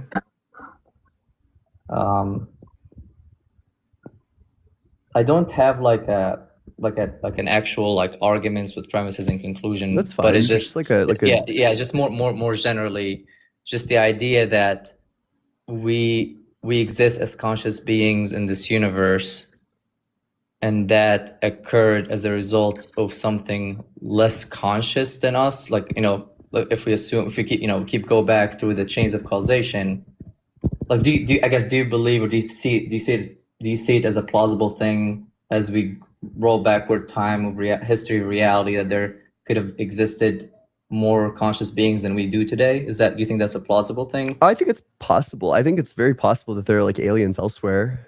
Okay. And I suppose in your conception of the history of reality, do you think consciousness evolved to be more conscious, or do you think it is right? Do you think it began at a lower level of consciousness and now we're achieving higher levels of consciousness as we're evolving? Or do you? I guess let me pause here to get your perspective on this question. I think it's kind of hard to establish like levels of consciousness. I certainly think that there's different facets of consciousness that different beings evolve. Certainly, if something's conscious, then it's, trivially, if it's conscious, then it's going to be conscious. But not all consciousness is experienced the same way. Like the conscious experience of like a crab is probably very different from the conscious experience of, like a dog is very different from the conscious experience of like a human. But I'm not sure that it's coherent to say that there's like some sort of like hierarchy. I think that these might just be different. Right, but I suppose like do you see it as, if you go back in the history of existence, right? Do you think that consciousness evolved in a linear way, or not necessarily? Could be. I guess to me, to get to the point, is I don't see how our consciousness can exist at the level that it does, if at a more fundamental level in the history of reality there exists a higher level of consciousness in which we can obtain our conscious experience. It's like, to me, I can't conceptualize how we can start with a lower level of consciousness and then we get to our state. What I'm claiming is it's the opposite. There's a more fundamental higher level of consciousness that initially must have existed, and then we are a lower, let's say, manifestations of that. You need to get it a bit more clear. Yeah, go ahead. Yeah, would you mind getting a bit more clear on what you mean by like a lower level of like what's the consciousness unit? Like, how do we determine what level of consciousness, and what does it mean to be at a lower level? Okay, sure. I can expand on that. I'm not going to give like an actual, like, it's not like a scientific measurable thing, more of like a subjective thing. But let's say, I think you would agree that, insofar as you believe, let's say, a dog is conscious, right? Yeah. I would assume you believe a dog has an internal subjective experience. Yeah. And then their internal subjective experience, what I'm claiming is not, they can't conceptualize the similar things that we can. For example, we would reasonably assume that a dog can't ask, why does something exist rather than nothing, right? Their capability of consciousness is not that level. Yeah, so this is what I'm differentiating. Yeah. So in terms of like what the consciousness is capable of, well, I think that this is an evolutionary product that, what specifically your conscious experience, like the powers that it includes, I have the power to imagine things and the power to like think through and reshape, and that, if I give my brain a problem to work on, it will be working away at it in the background, then eventually like a solution will pop up. I think that this is all explained by evolution. Okay, yeah, I'm fine with the scientific explanation for that. I guess at a more fundamental level, like intrinsically, metaphysically, in the existence of the universe, like in the fabric of the existence, the ability for consciousness to emerge has always existed because, it was always a metaphysical possibility, and it's now realized with us talking to each other. I just don't see how such a thing can arise from, if you go back in the history of reality, if there wasn't to begin with a more, at least as great as of a level of consciousness we have, if not higher. I just don't know why. Okay. I don't know why it couldn't be the case that there's like certain conditions under which consciousness emerges, and then evolution brought about those conditions because it was beneficial to do so. That there was like survival benefits in having conscious creatures. Yeah, I see your perspective. I guess for me, like again, just from a very intuitive perspective, it's just hard for me to see how we can exist as conscious beings evolved from something that was less conscious at a more fundamental level in the history of existence. That's what I'm having trouble grasping personally, and that's why I lean more towards the existence of God, which what I'm calling is that fundamental conscious being that has a higher capability of consciousness than we have, and we're just a lower manifestation of that as other creatures or things that exist are. Maybe we could do like hypothesis comparison. So the hypothesis that I just gave, like I agree that what you're saying, well, I mean, you would kind of need to posit like a reason why God would want it, like conscious creatures in the first place. But assuming that you do so, at that point, we just do like hypothesis comparison. Is there like some incoherence in thinking that there's certain conditions where consciousness will emerge, and there's certain conditions under which like consciousness will have certain abilities like imagination or the ability to see specific things, and then evolution produced those conditions? No, I think I agree that evolution did produce these conditions. My point is that at a more fundamental level, the ability for these conditions to exist to begin with, for them to be even a metaphysical possibility, is as a result of, I just can't see how it could. Yeah, for sure don't want to say that. Otherwise, Sorry. you end up with the problem that these conditions would be prior to God, because God is conscious. So in order for God to have consciousness, he would need to fit one of the states that consciousness can exist in. He would need to be instantiating these like consciousness laws, and then then he can't explain them if he depends on them. Which point are you saying I don't want to say, just so I can clarify? You don't want to say that there's specific laws that relate to when consciousness will or won't arise, about like which conditions are suitable or not suitable for consciousness. Otherwise, that means that God would depend on those laws. He would depend on those conditions. Sorry, I don't follow that, because I'm saying that consciousness is a fundamental feature of the universe, and it exists in many shapes and form. The way it manifests in the way me and you are talking right now was as a result of a specific evolutionary process that made it manifest this way. But the fact that it exists depends on what I'm claiming is the fact that it exists could potentially be based on the fact that a more fundamental conscious being or existence that I'm calling God exists, that has a higher capacity for consciousness than the things that are manifesting from it. Yeah, sure. That's why I'm leaning towards when I say leaning towards believing God, is believing in that aspect of it, just because I can't see how we're like, for me, I can't imagine that we're the most conscious beings in existence, and we just happen to randomly emerge as such from a lower state of conscious metaphysical possibilities in the history of reality. But it's not random. There's reasons why we emerged. It's because it's good for survival and reproduction. We're conscious, and we're good at being conscious because being conscious means that we are more likely to survive and reproduce. Sure, I guess I don't see how refutes what I said earlier. It's not random.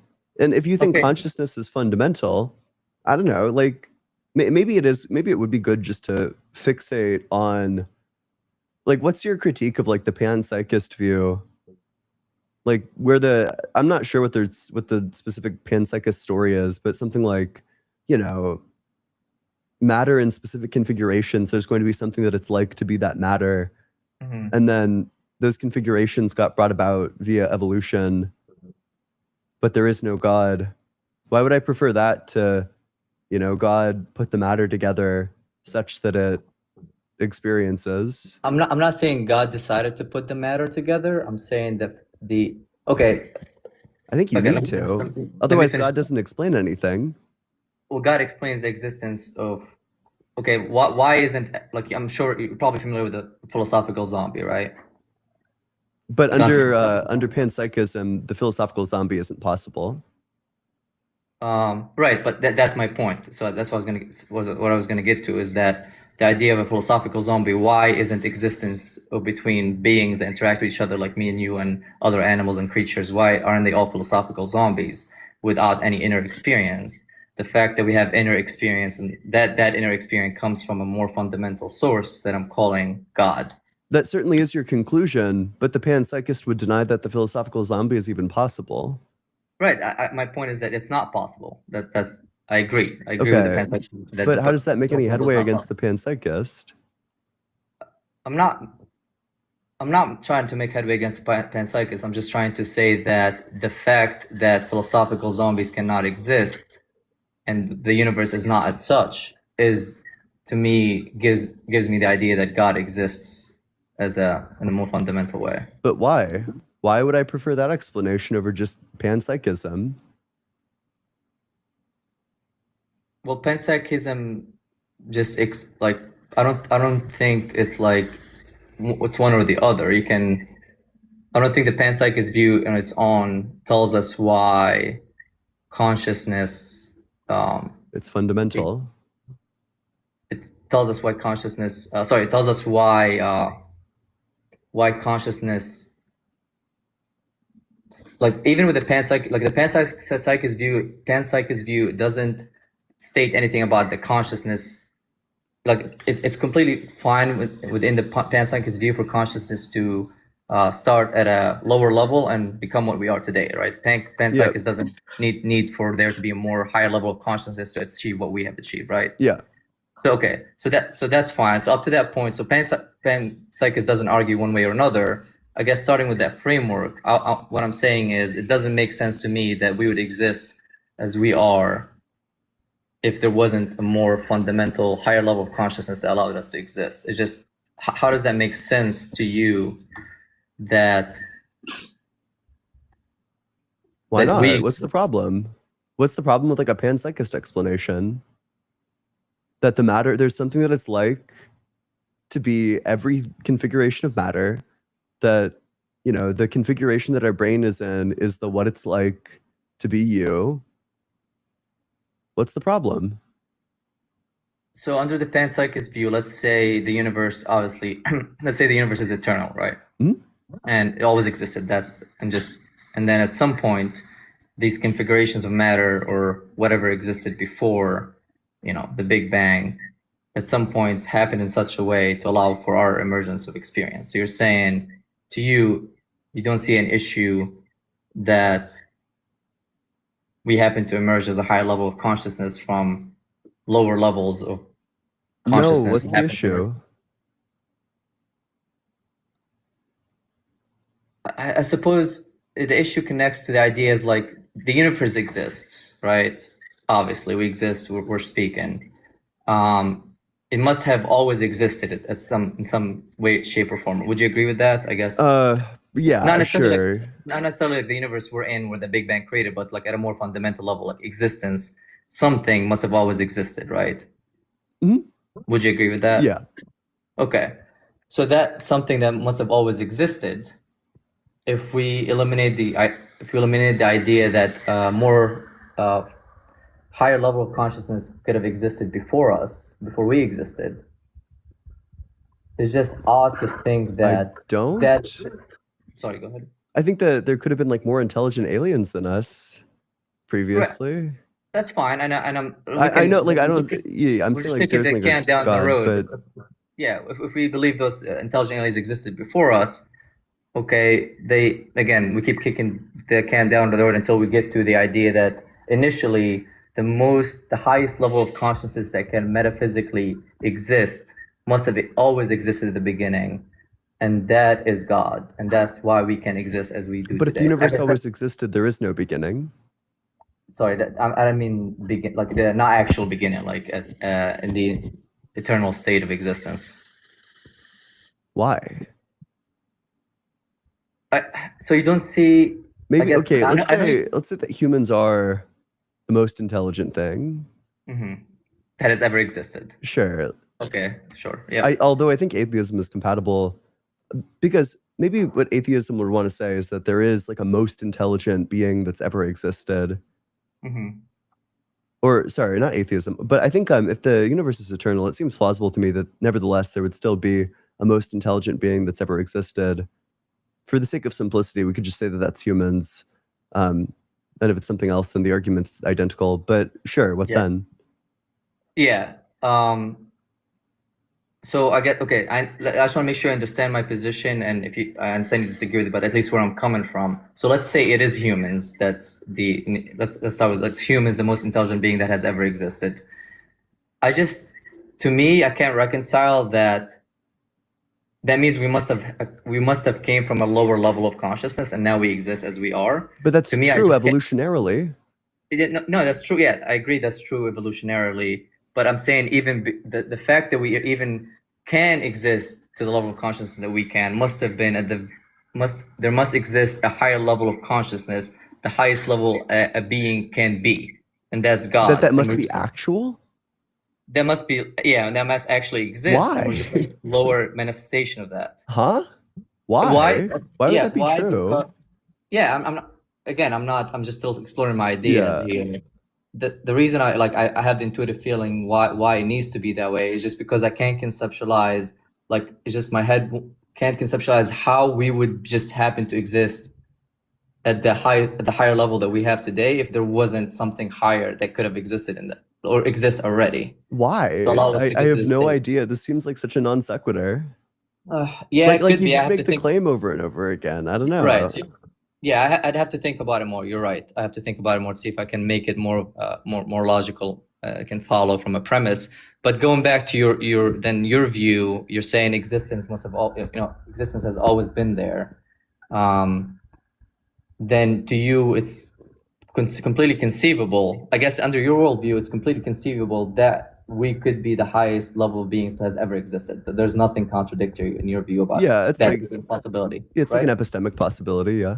Right, exactly. Okay, so you think that's an epistemic possibility. I guess what I'm claiming, it's not an epistemic possibility, and I just don't see how. You would need to give like some reason to think that that's impossible, or just that there's like some like alien being in the history of reality that's the most intelligent being. I'm just not sure why. I'm not sure why it couldn't be the case that this is like the most intelligent being that has ever existed. Us, right? The human beings.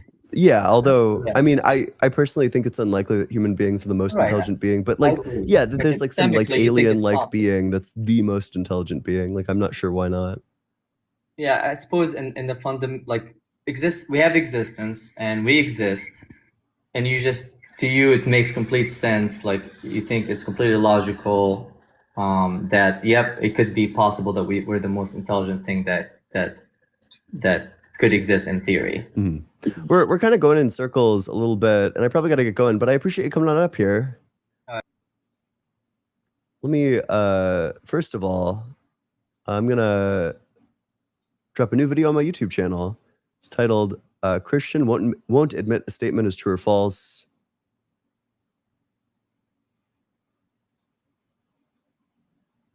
So you don't think logic is objective? Is logic objective or is it subjective? Logic is subjective because we're humans. And is that objectively true or is that just your opinion? I'm not asking which one it is. I'm asking, do you agree that these are the two options? I agree that whatever Christ has as the option is the best option. You're like physically incapable. You might be like genuinely like a chat bot. Hey, how's it going? Hey, doing well. How are you today? Yeah, doing well. How old are you? I am 25 years old. Yeah. And what religion? Damn, that was a banger intro. Gosh darn. one might say. Leo Bloom, thanks so much for the super chat. Would love to debate you on the morality of eating meat sometime, but I'm an atheist, so oh well. Yeah, I mean, I consider whether or not I should do vegan lives. This is like a dumb thing to be insecure about, but I am insecure about like vegans are like kind of annoying. But like I get it, right? Like if the vegan is correct about this, which I think that they are, it is like there's this horrible atrocity that's taking place. So I don't know, but at the same time, I'm not sure that like being like cringe does anybody any good because I don't think it makes any. I don't think that that's gonna make a change. I don't know. I would want to look more into like effective ways of making a change, or like effective ways to convince people of that.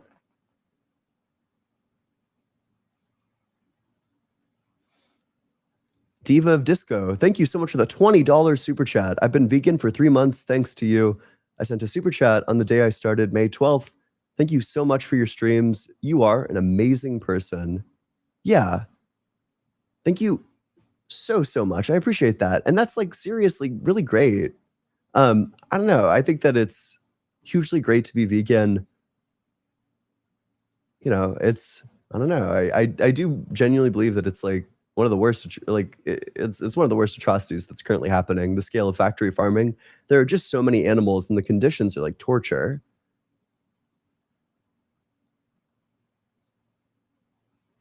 Soliman, thank you so much for the super chat. Why doesn't God give us the same desires? True. Atheist in a foxhole, thanks so much for the super chat. A little old to still be following Dare. That's true. Absolutely.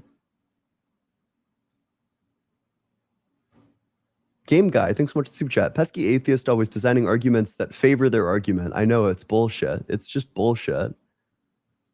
Game Guy, thanks so much for the super chat. Oof. Imagine calling yourself mind over matter and not knowing the definition of possible, necessary, or eternal. Kind of brutal. That was kind of a brutal talk. That one should for sure get clipped. 5 sure.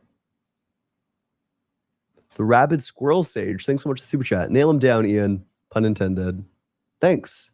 Yeah, I don't know. That kind of ended sad.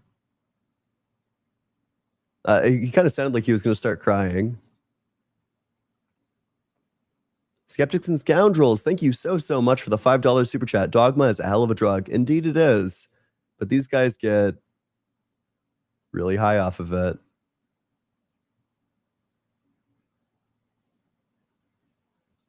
Arflu, thanks so much for the super chat. Yes, my favorite.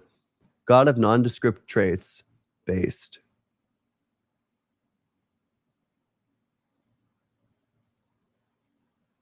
Eugen, thanks so much for the super chat. A Catholic priest's favorite song is Magic Flute in A minor.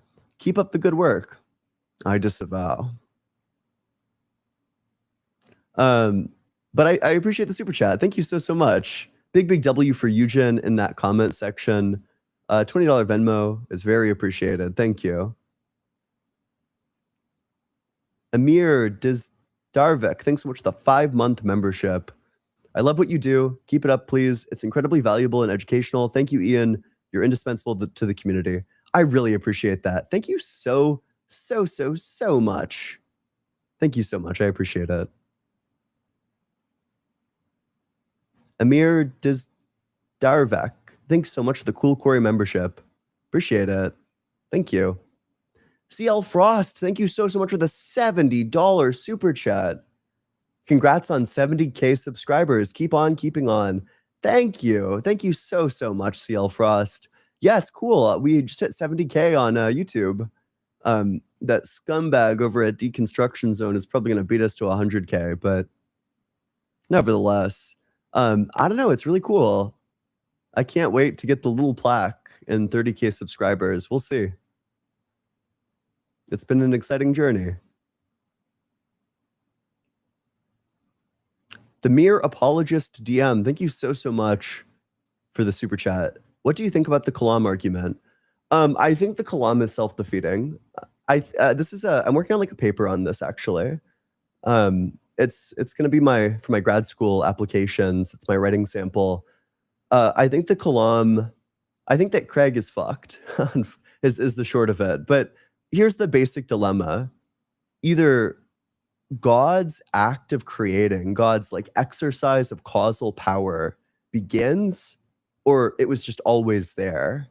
Well, if God was always creating, then the universe always existed, and then the Kalam is dead just because premise 2 is false. The universe doesn't begin to exist.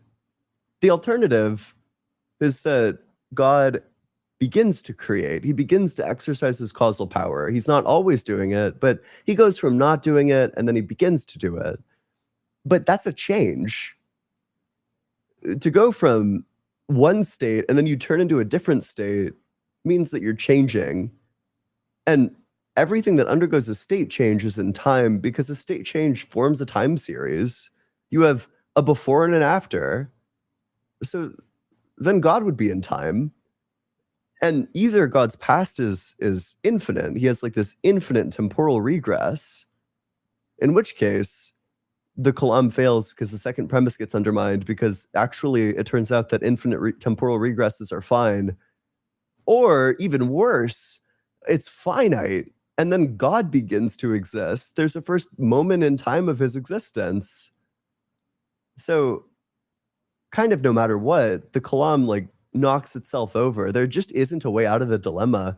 What they want to say, what Craig wants to say, is that it's not a change, that God doesn't change, that it's like some other relation when God goes from not creating to creating, even though it's like, it's like change shaped.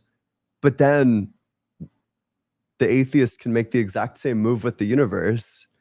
If you just want to say that like God doesn't change, he's just like ontologically prior to his creative state, well, I could just say the universe is it's timeless, ontologically prior to its expanding state. The naturalist can play the exact same game, and then the dialectical force of the Kalam is just totally undermined. That's like the basic critique. I don't think that there's a way out of it, but anyway. Oh, somebody say that they can refute that. Let's see.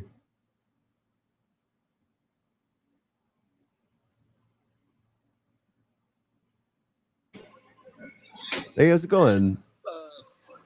Yeah, can you hear me? Is my mic working? Yeah, how old are you? I am 39. Yep, what religion?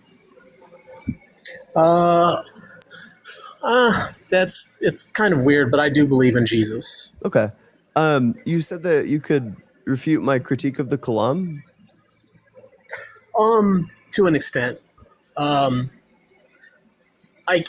can only to the extent that I can ask a question, and then I want to know how you kind of grapple with it. Mm-hmm. Go for it. All right. So, do you think, assuming that God had the power to do so,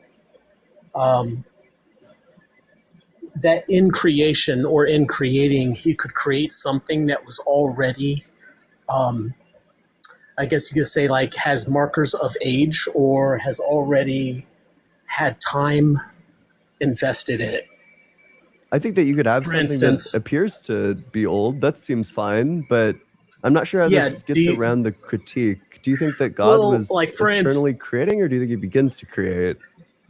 I think you can't extrapolate any conclusion if, for instance, you could do so if, for instance, he created a universe and from there it starts in time, right?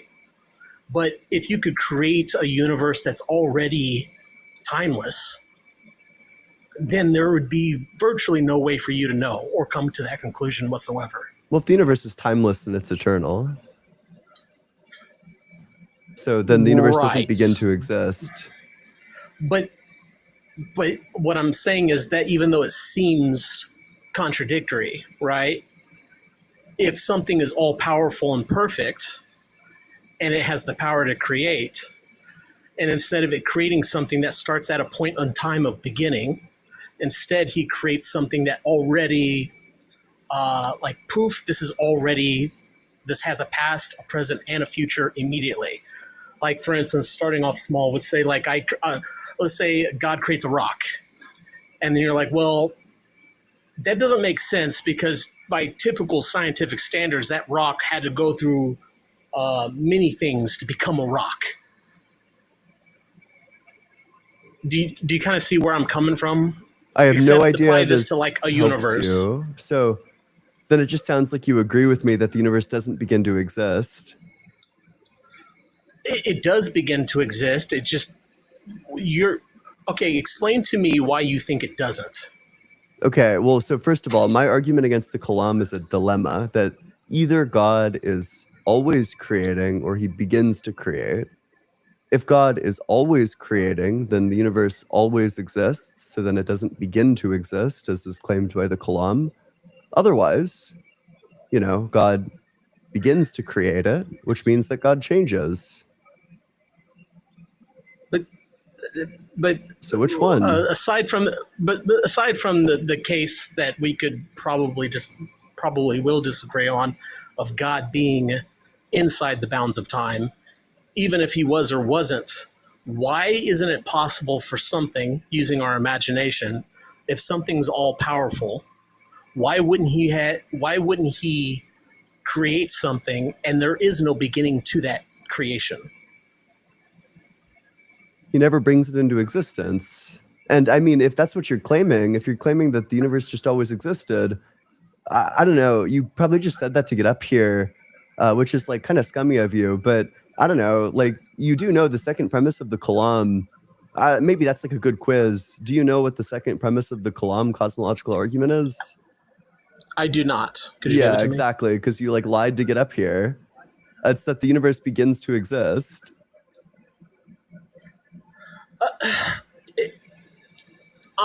I'm not refuting. What I'm saying is like, how would you come to the conclusion? It's okay to say that I couldn't or can't, but neither could you. That's not like a very valid critique.